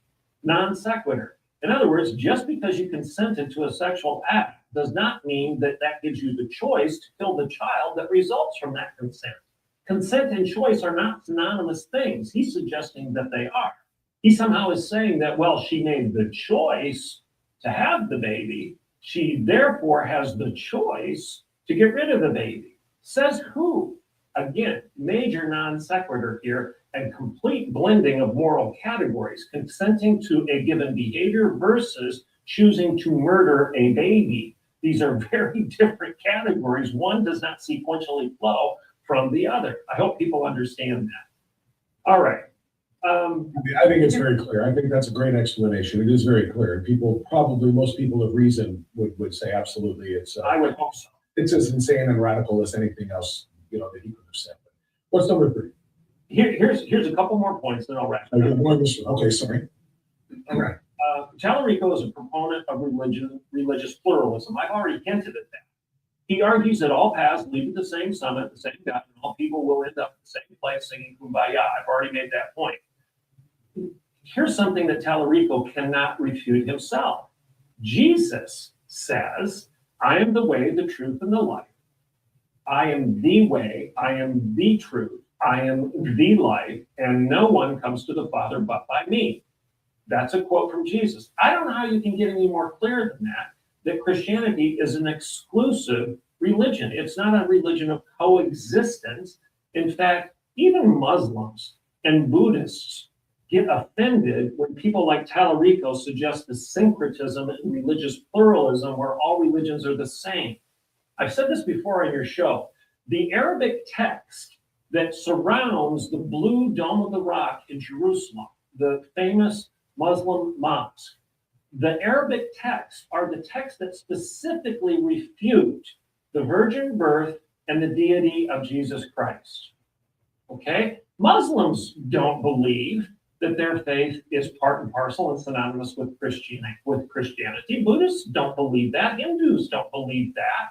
So why in the world would Christians like Tallarico, quote unquote Christians, turn around and suggest something that not even Muslims are arguing? This religious pluralism is a lie, and no one comes to the Father but by Christ. Jesus makes that very clear. C.S. Lewis said, he's either a liar, he's a lunatic, or he's the Lord. He's either the greatest liar of all time, and he's duped millions, or he was a lunatic, he was a nut job because nobody claims to be God, and is. And if somebody were walking around today making claims that they were God incarnate, then we would rightly say, you're crazy, you're nutty. But Jesus proved that he wasn't a liar or a lunatic by his resurrection, and therefore he is our Lord. So this religious pluralism suggested by Tallarico should cause every Orthodox Christian to reject him because that is heresy. He's denying the Father, he's denying the Son, he's denying that Jesus is the Christ. Fourth, Tallarico is a proponent of sexual nihilists and everything LGBTQIA, to the point that he actually called God non-binary and therefore suggested that God is trans. Okay, he said that in his podcast, not his podcast, in his guest appearances on these shows. God is non-binary, and therefore he's suggesting that he is trans. So what about Jesus calling God the Father? He doesn't call him his non-binary uncle. He doesn't call God his mother. He doesn't call God his aunt or his cousin. Jesus tells us to pray to God the Father, our Father who art in heaven. So we've got to question Jesus himself. The incarnate God defines who God is, and I'll take God's definition of who God is and what he is to the bank. I would suggest that's the gold standard for defining God, not Tallarico and not anybody else. So Before you continue on that point, Dr. Piper, let's go ahead and let people hear exactly what we're talking about. He has said this not only on some of the podcast spaces, but he has said this in public forums as well. And I want everybody to watch this and try to stomach this without getting too angry. 15 hours of testimony on this bill. The worst part for me was the number of Christians who used scripture to justify hurting children. Even on this floor today, a number tried to justify a hateful amendment in the name of God's law. So let's talk about that. The first two lines of the Bible, the first two lines in Genesis, use two different Hebrew words to describe God. One is the masculine Hebrew noun for divinity. The second is the feminine Hebrew noun for spirit. God is both masculine and feminine and everything in between. God is non-binary.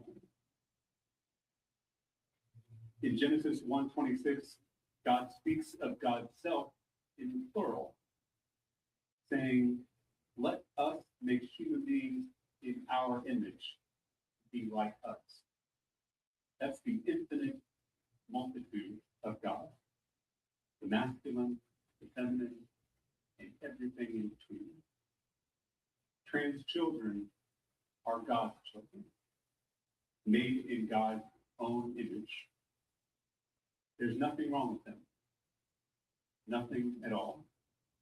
They are perfect, they are beautiful, and they are sacred. All right, Dr. Piper, that was on the floor of the Texas House of Representatives. Take it.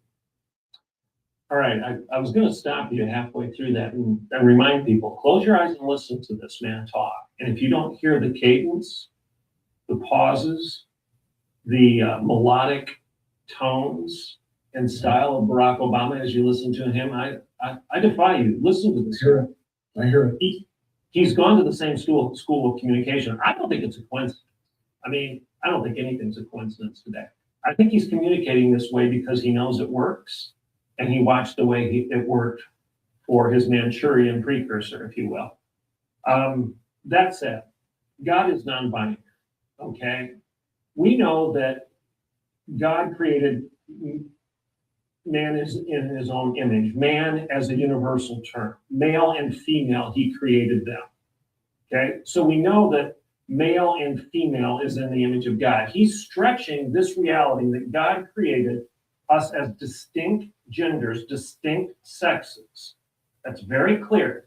God created us male and female. There's only two categories of human beings, men and women. And we also know that men and women are created in the image of God.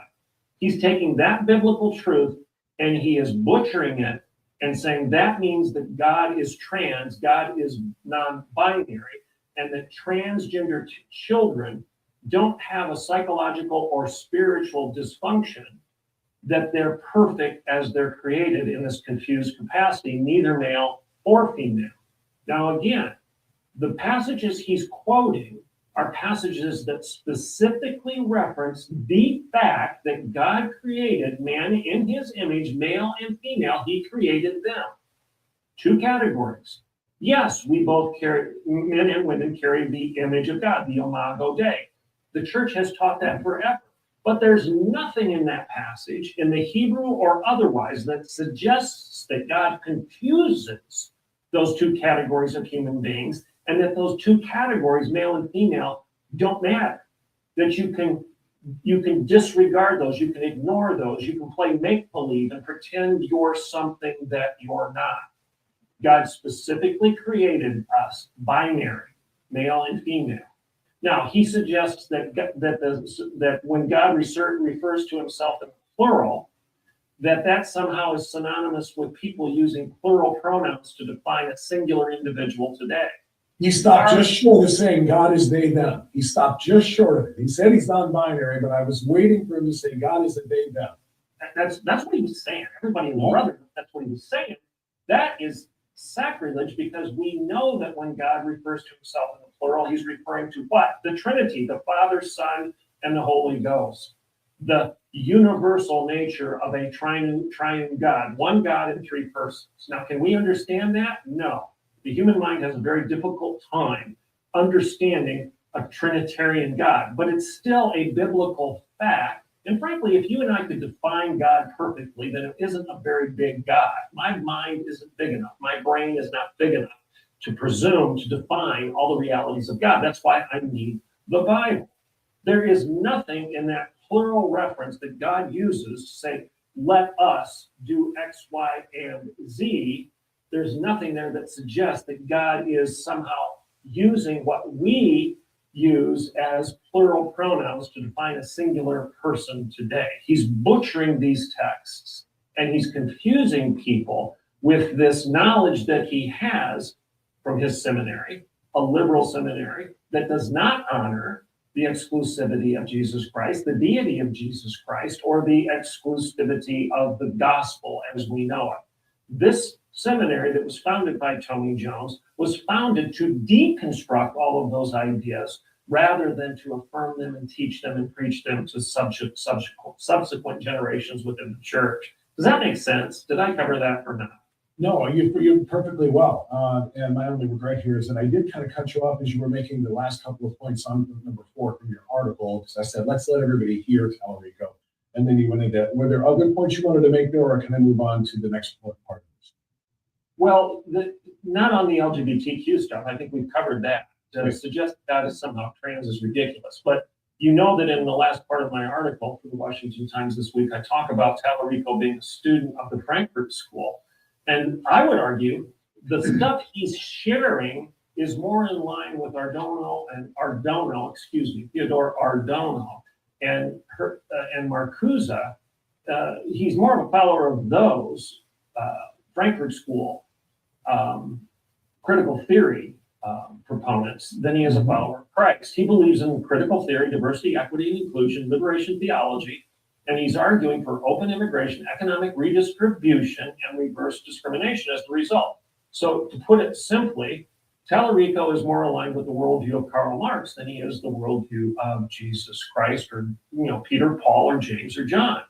That's what he's doing. He has taken the gospel and he's put it in the box of Marxism. He's stirred it around a little bit, and out pops critical theory, diversity, equity, inclusion, and all things liberation theology, all things neo-Marxist. That's where we are in what he's preaching and promoting right now.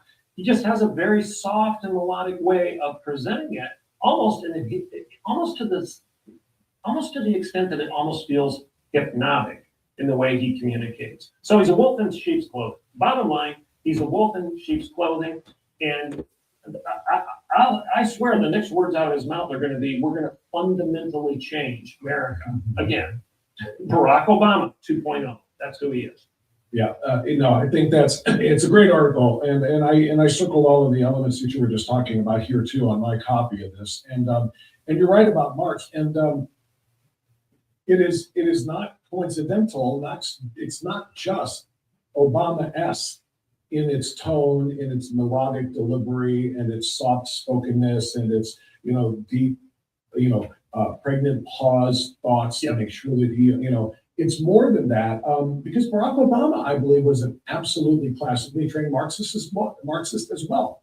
And quite frankly, if you go back and look at her history educationally and the way she was raised, so was Kamala Harris. The Democrats have been embracing not liberalism, certainly not classical liberalism, which we talk about all the time, but leftism to a degree that we had never really thought they ever would, because it's just political suicide to really go, to the left of socialism like AOC and Bernie Sanders. But that's what they've done here. They've done it with some of those other individuals. But this guy, I think, takes it to a level that is even further than Obama and further than Black Lives Matter, which, whose founders bragged that they were classically trained Marxists, who knew that the number one job that they had was to break up the nuclear family, to disrupt the nuclear family. which they were doing, again, through Black Lives Matter's critical race theory and all of the other Marxist and Frankfurt School practices. This guy is another level of that. And I want to play another short clip here of him, Dr. Piper, so we can really, what I want to talk about here is not just what he says. You've done that eloquently over the last 20 minutes or so. But I want to talk about how it is the Democrats think they're going to be able to sell this guy that everybody's about to hear again to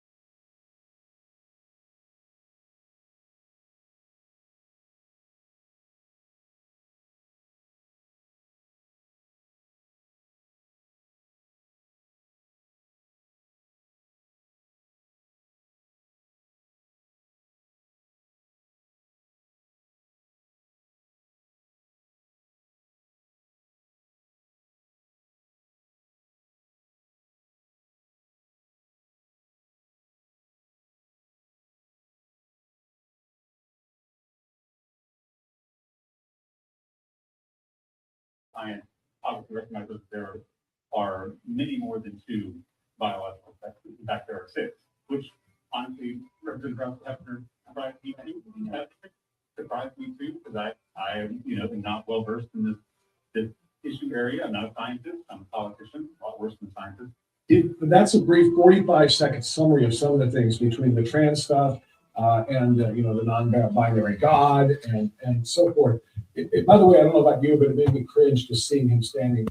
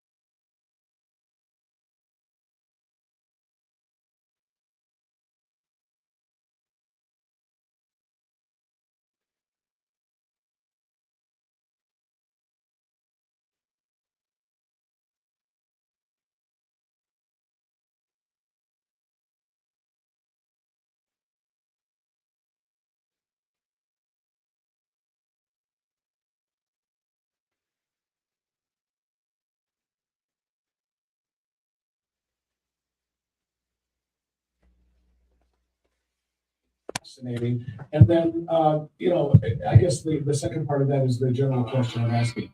Do you think that the Democrats can actually try to celebrate this guy, and in Texas, no less, in red Texas? And I know Austin is Austin, and I know Houston is Houston, and those are very, very blue, like most of the big cities and most of the, even in the United States are. But do you think that they can sell a guy like this in Texas to win the Senate seat, and then use him and that ideology, that Marxist ideology, to really, transform, if you will, their party and win centrist voters with it? Well, do I think he can win? I don't know. In Texas? Here's why I say this. The Democrats think he can. Let's just put it that way. Now, you might say, well, the Democrats have proven themselves to be crazy on do they really know? Do they really? Or again, was he just Jasmine Crockett was so out there and in your face racist and was so visually and audibly offensive to so many. They probably figured the soft-spoken, melodic tone, the guy that you're talking about, will be the better option between the two of them. But do they really think he can actually win? I think they do, and here's why. Okay, this is why it worries me. Right. The state of the church right now is in disarray, and I'm talking the evangelical church. Okay, now you might want to challenge me with regard to, the historic stability of Catholics and the Orthodox Church Orthodox with a capital O. But the state of the evangelical church right now is in complete disarray, theologically, ontologically, rationally. You've seen the surveys by Barna and some by Gallup, where they ask evangelical Christians in the United States if they believe that Jesus is the only way to heaven. And the stats come back like 10 or 20% max say yes, which means that 75%, 3/4 of evangelical, which is supposedly by definition born again, Bible believing, Bible Belt Christians like Texas, Oklahoma, and the Southern Bible Belt. Supposedly, those folks are rock solid in some basic creedal understanding of what the Christian faith is. One of them would be that Jesus is the Son of God and that he's the exclusive way to heaven. And they don't believe that. The other questions in the Gallup and the Barna research asked about the Bible. Do you believe the Bible is inerrant? Is it without error? Is it true? Is it the ultimate measure of your Christian faith? And they don't believe that. Now, the Bible has some, we don't believe it's without error. There are other things in there, like, do you believe that all good people, quote unquote, go to heaven? So in other words, a confession of Jesus Christ isn't necessary for eternal salvation. It's just be good. Well, that flies in the face of all stripes of Christian orthodoxy in terms of, G.K. Chesterton, Catholic theologian, the one provable aspect, the only provable aspect, he said, of all Christian theology is the original sin. Just look out the window. You can see proof of it.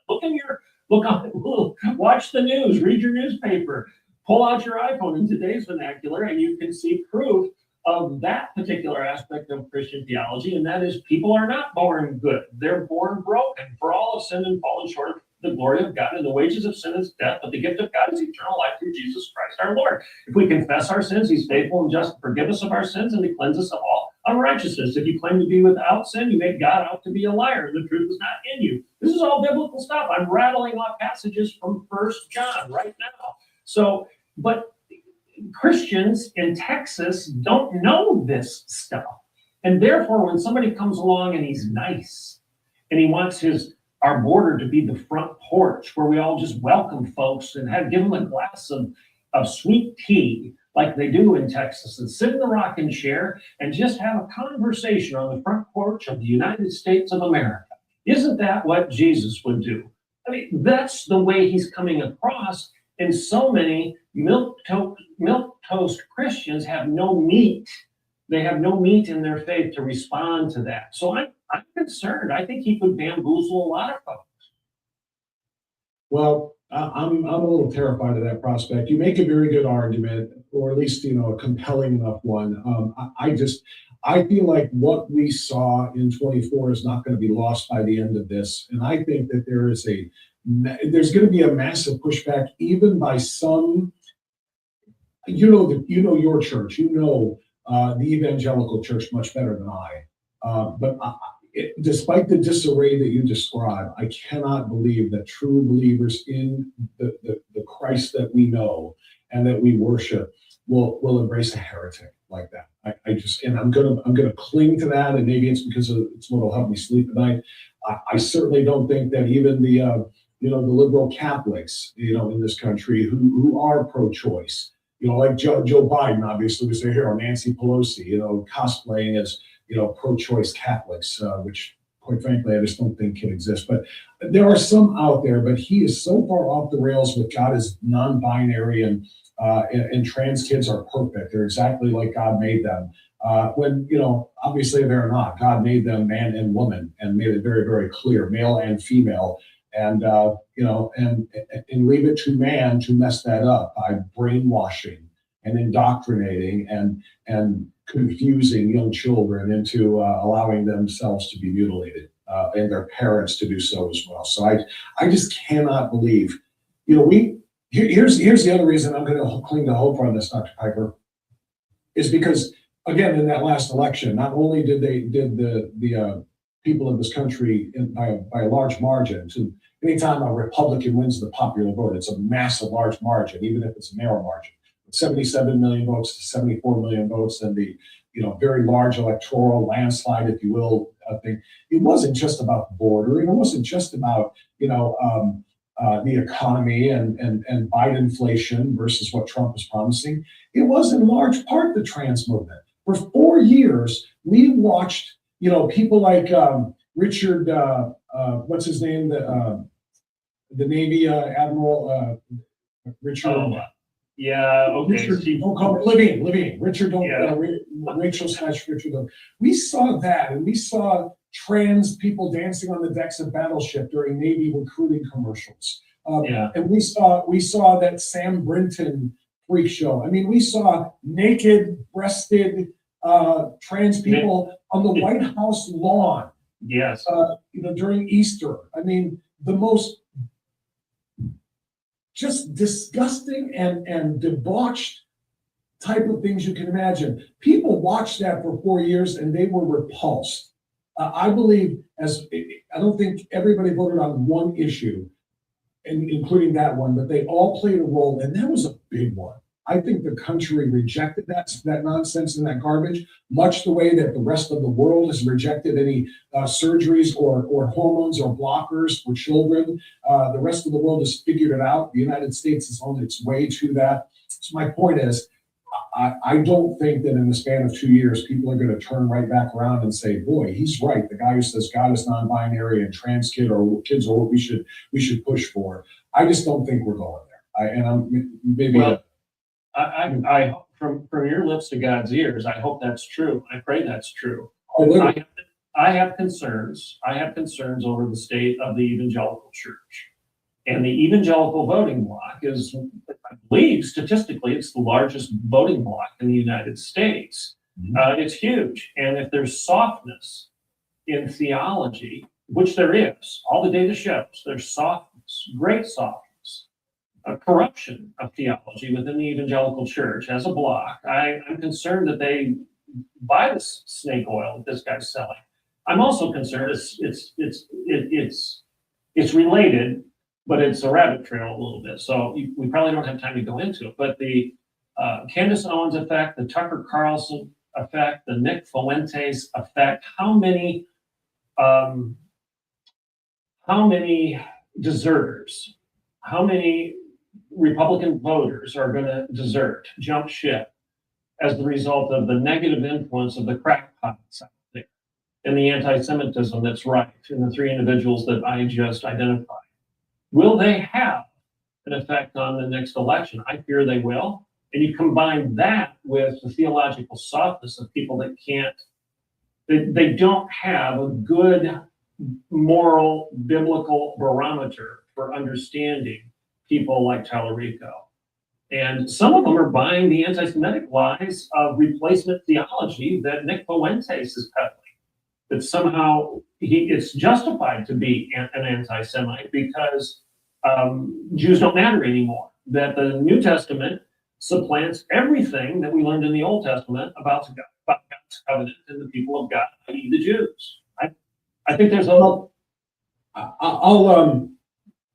I'll give the other side of that a little bit. Their anti-Semitism is largely driven by their Christ is King belief. That the Jews do not believe that Jesus Christ is the Messiah, the Son of God, and the King of Kings. It's part of it. And of course, we all believe that Christ is King, but not to the political level that they drive it and to the anti-Semitic level they drive it. But because they drive it the way that they do, the idea that somebody pretending to be a Christian preacher, minister, reverend, pastor, whatever he calls himself in that heretical church, that they would flip over and support that mindset, not just Tallarico, because he's only going to be on the ballot in one place, and that's in Texas, but until, as you say, in 2028, if he makes a run. But I have a hard time thinking that the loons who follow the loons, talking about the followers of Candace and Tucker and so on and so forth, who are all just so, extraordinarily all about Christ is King, would allow someone like that or that ideology or that movement or whatever to take root amongst them. They may not vote for MAGA anymore, but they're not going to vote for somebody that says, that Jesus is non-binary, that Christ is literally non-binary, and that God is not God. I can't imagine they go to that side of things, in order to prove their point and to further their anti-Semitic, causes and arguments. I think you're right. By and large, they're not going to vote for a Tallarico, but they won't vote for anybody. They'll just either abstain from voting. But you've got Nick Fuentes out there, a tweet that he put out just last week where he's calling upon all of his Reuters to vote Democrat in the upcoming elections. So how much influence does this guy have? I'd like to think that I'm exaggerating his influence, but I don't know. It worries me that we've got this perfect storm of Candace Owens's crack pottery, Tucker Carlson's, Nick Fuentes, vile anti-Semitism, all of this stuff coming together. And then you've got the confusion theologically, ontologically, politically, socially within the evangelical church, where they can't even tell you some of the basic tenets of the creedal faith that have stood for 2,000 years matter. And then you've got a Tallarico who comes along and says, we all just need to have a glass of sweet tea on the front porch of America and welcome these radical Muslims into our culture who want to kill us. Because, we should love our enemies. I mean, the guy's a nutshot. And it's suicidal to buy all of these lies. And by the way, the Christ is King argument, I want to encourage everybody to go read Romans chapter 11, where Paul says that the branches, that we should never boast, the Gentiles, the branches should never boast against the root, against the tree. In other words, the Gentiles have been grafted into God's covenant, and that grafting in is into the root, the trunk of the tree, which is the nation of Israel. So Paul himself says, don't brag about being better than the Jews. Never boast against the trunk, against the tree. So that's a great passage to quote there, and I love that. Just super quick response to the Fuentes thing that you brought up, though. I don't know who the Groypers are, but I do know that if they really follow Nick Fuentes, we are talking about people who follow somebody who loves and admires Hitler, who loves and admires Stalin, like both sides of World War II, love the communist and love the fascist socialist. And if those individuals believe in how many people did Stalin oversee being killed? 40, 50 million? And Hitler 10 to 15 million? Everybody thinks it's just 6 million Jews. It's not. But were those people ever going to vote for the moral candidates, for the true Judeo-Christian, values-driven candidates that you and I and the overwhelming majority of Americans supported in 2024? Were they ever going to be on our side anyway?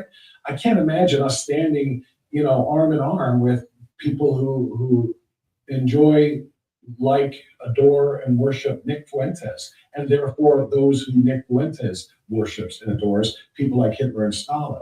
So, I don't know that they were on our side anyway. If they sit it out, or even if they vote Democrat, I don't know that I would feel comfortable voting alongside of them anyway. Well, I don't. I mean, I refuse to align with any of them. You and I have talked privately about Tucker Carlson, for example. I used to be proud that he was on my resume. I was on his show. I was in the green room with him at a fundraising event for Fox down in Naples, Florida once. I enjoyed my time. I thought he was a brilliant guy. But then he started, I saw it coming, and I think you did too, but I'm embarrassed to say I kind of dismissed it when he had that historian on his show that discounts Winston Churchill's contribution and actually says that Churchill's the villain and Hitler's kind of the hero of World War II. Yeah, I was going to say, don't just say he discounted Churchill's contribution. He literally demonizes Churchill and says that Hitler didn't want the war. Hitler did what he did and then was dropping leaflets and saying, no more war. We don't want to do anything. And boy, Churchill said, none of that. We're going to war. It's Churchill was the one who led to the destruction of all of those lives. And Tucker, just like he did with the Fuentes interview, sat there with his, his nodding, mouth open, wow, fascinating. Didn't push back one iota against either of them. And that's when I really went fully. I started to separate myself from Tucker a while back. I'll tell you a little quick story. I was hired to do a book on tape, to narrate a book about Tucker Carlson. It was a biography, and it was basically a fanboy biography. Somebody who's really, loud and proud about Tucker Carlson and his career and his upbringing and the whole 9 yards. And I want to say, maybe through 2/3 of the book when we hit a little bit of a snag because things were changing. And I think it was around the time that he got fired by Fox. And so the author said, I'm going to do some work with the back end of the book and, kind of make sure it's current. And so we put finishing it on hiatus until he finished those new chapters. And in the interim is when Tucker started to go off the rails. And it got to the point where I actually told the author, I said, I can't finish this book. I don't want my voice being on, people listening to this praise, because it was very, very, like I said, idolizing and Good for you. And I just couldn't do it. I didn't want my name to be on it or my voice to be on it anymore. So I kind of just saw it coming, and I put the brakes on it. I gave him his check back. Well, good for you. I mean, that's a move of integrity there. And I gotta admit, you caught it earlier than I did. That hit my radar a little bit when he had the historian on, but I listened to his explanation and I'm embarrassed. I kind of gave Tucker the benefit of the doubt. I don't know that I would have done this, but okay. And then I let it go. But I should have been more attuned to what was going on. And then when Candace goes off the rails, and there's no excuse for Candace. I mean, my land, the woman is just nutty. The denying the moon landings and entertaining flat earth theory and dinosaur bones are manufactured in some mountain factory in Georgia or Alabama or wherever she says it. I mean, it's just crazy stuff. And then the rife anti-Semitism, these old tropes that have been proven to be Nazi propaganda decades ago, she's just reviving them and regurgitating them for everybody. And there, way too many people are buying it. I guess back to your question, I just get nervous. Way too many people are buying this garbage. I've got people in my social media that I have to block all the time because they buy into this anti-Semitism. And I just say, look, this is where we part ways.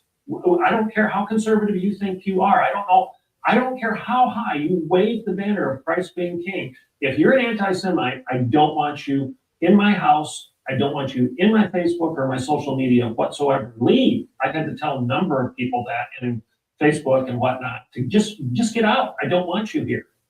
No, I'm the same way, and again, I don't think these are true Christians anyway. We're supposed to be aligning with our Christian brothers and sisters, but I don't think people like that are true Christians at all anyway. So there's Dr. Piper's X account. Make sure you follow Dr. Piper. And if you notice there in his background photo, it's a copy of Not a Daycare, which is the bestseller, the national bestseller, The Devastating Consequences of Abandoning Truth. And then he also wrote the sequel to that, Grow Up.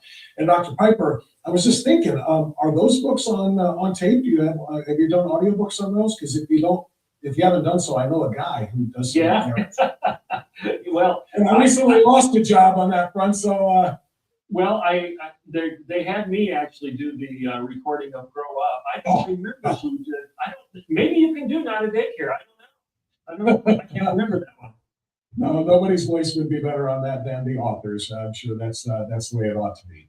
Dr. Piper, great conversation as always. I appreciate it very much. Thank you. Great article as well. Don't forget, folks, if you are interested in what Dr. Piper says, don't just follow his X feed, but subscribe to the Washington Times to make sure you get all of his great work and that of a lot of other terrific columnists. A real newspaper that actually focuses on news, unlike its counterpart in DC, the Washington Post. Get the Washington Times and support Dr. Piper's work. Dr. Piper, great stuff. Thank you. Thank you. Take care. Bye-bye. There you go. That's Dr. Everett Piper. There's a reason why he's been on this show with me for so many years. He's just a fountain of tremendous information. All right, everybody, that's going to do it for today. Now, a couple of things as we close on this Thursday. This is a couple of really important things. The standards you already know. If you're a regular, if you're not, share with the newbies. Would you please remind them that we need a thumbs up, just like that. Give us a like. The algorithms like engagement like this.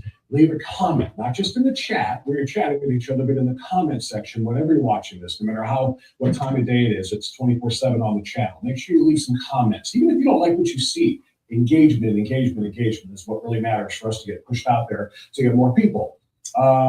Don't forget to hit the bell. That's your notification and your subscribe icon, so you are notified every time we drop new content, whether it be an episode or a special video or something else. And this is key. Get into the locals community. That's the join button. Make sure you click that and join us in the locals community. Become a supporter and unfiltered insider. And I have got interviews planned that are going to be solely for you. I've also got town hall meetings solely for you and in-person meetings solely for you. We will get together. We'll have a good time. We'll talk about all of the things that we need to do to protect and preserve our republic. Right here in Northeast Ohio is where it starts, of course, but we are dealing with things that are much, much bigger than just our local situation. So we want you to be a part of that. Please click the locals community and join us, whether it's as a free supporter or a paid supporter and an unfiltered insider. Either way, we want more people in the locals vicinity. All right, so that's number one. And number two, prepare for tomorrow. It's not going to be a traditional show. We're going to have some from 7 to 9 on the quote unquote live show. We're going to have some videos that you may have seen before. But the reason why is because at 9 o'clock, we start live streaming the entire event from Independence. All right, and we're talking about 15 hours, starting actually 13 hours if we start at 9 with the actual live event, bringing America back to life, the largest right to life conference, really, or pro-life conference in the Midwest, and one of the largest in the country. Some 1,300 or so people are going to come together on Friday and Saturday in Independence for this massive event. I'll be the MC again for about the 6th straight year, and we're going to live stream the entire event. Everything that happens on that stage you will see on this channel, and everything in between you will see on this channel, because I'm going to bring the presenters back to the green room and we'll do one-on-one 10-minute interviews with each of them also on this channel. So don't even bother to change the channel. Like, don't go bouncing around and scrolling through Rumble or through YouTube or anything else. It's all going to be here for you. The entire Right to Life conference, which is just so enormous. It's got a very special place in my heart for a lot of reasons. But all day Friday from 9 a.m. until about 10 p.m. and maybe 11, and then the same thing on Saturday. All right, so it's going to be a huge, huge weekend, and that will be all live on the channel. So make sure you check those things out. Okay, so that's all I've got for you right now, other than wanting to just leave you with something fun. So how about we hit line in the sand again on the way out? Thanks, everybody. Be well, be safe, and stay free. And tune in tomorrow, like I said, for the live stream of the entire event going on at the Cleveland Right to Life Conference called Bringing America Back to Life. Thanks, everybody. See you.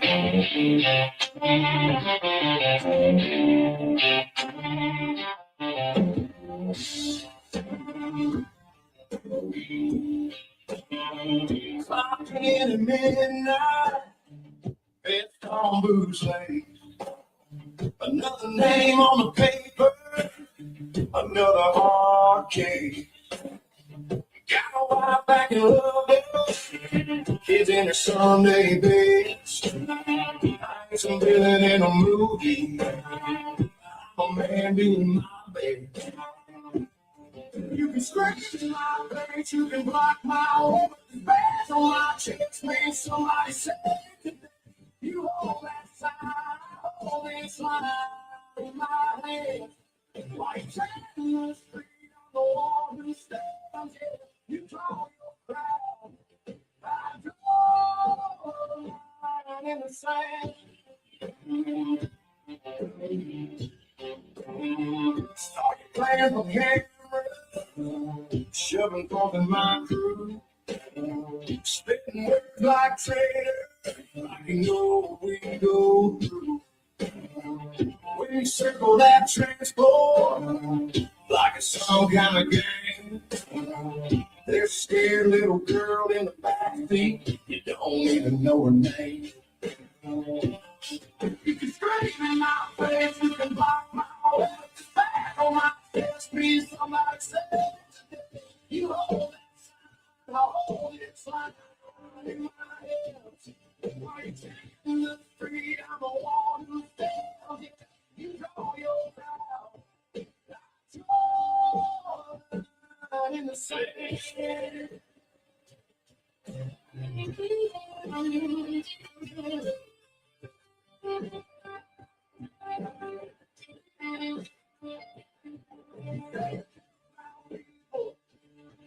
Then you show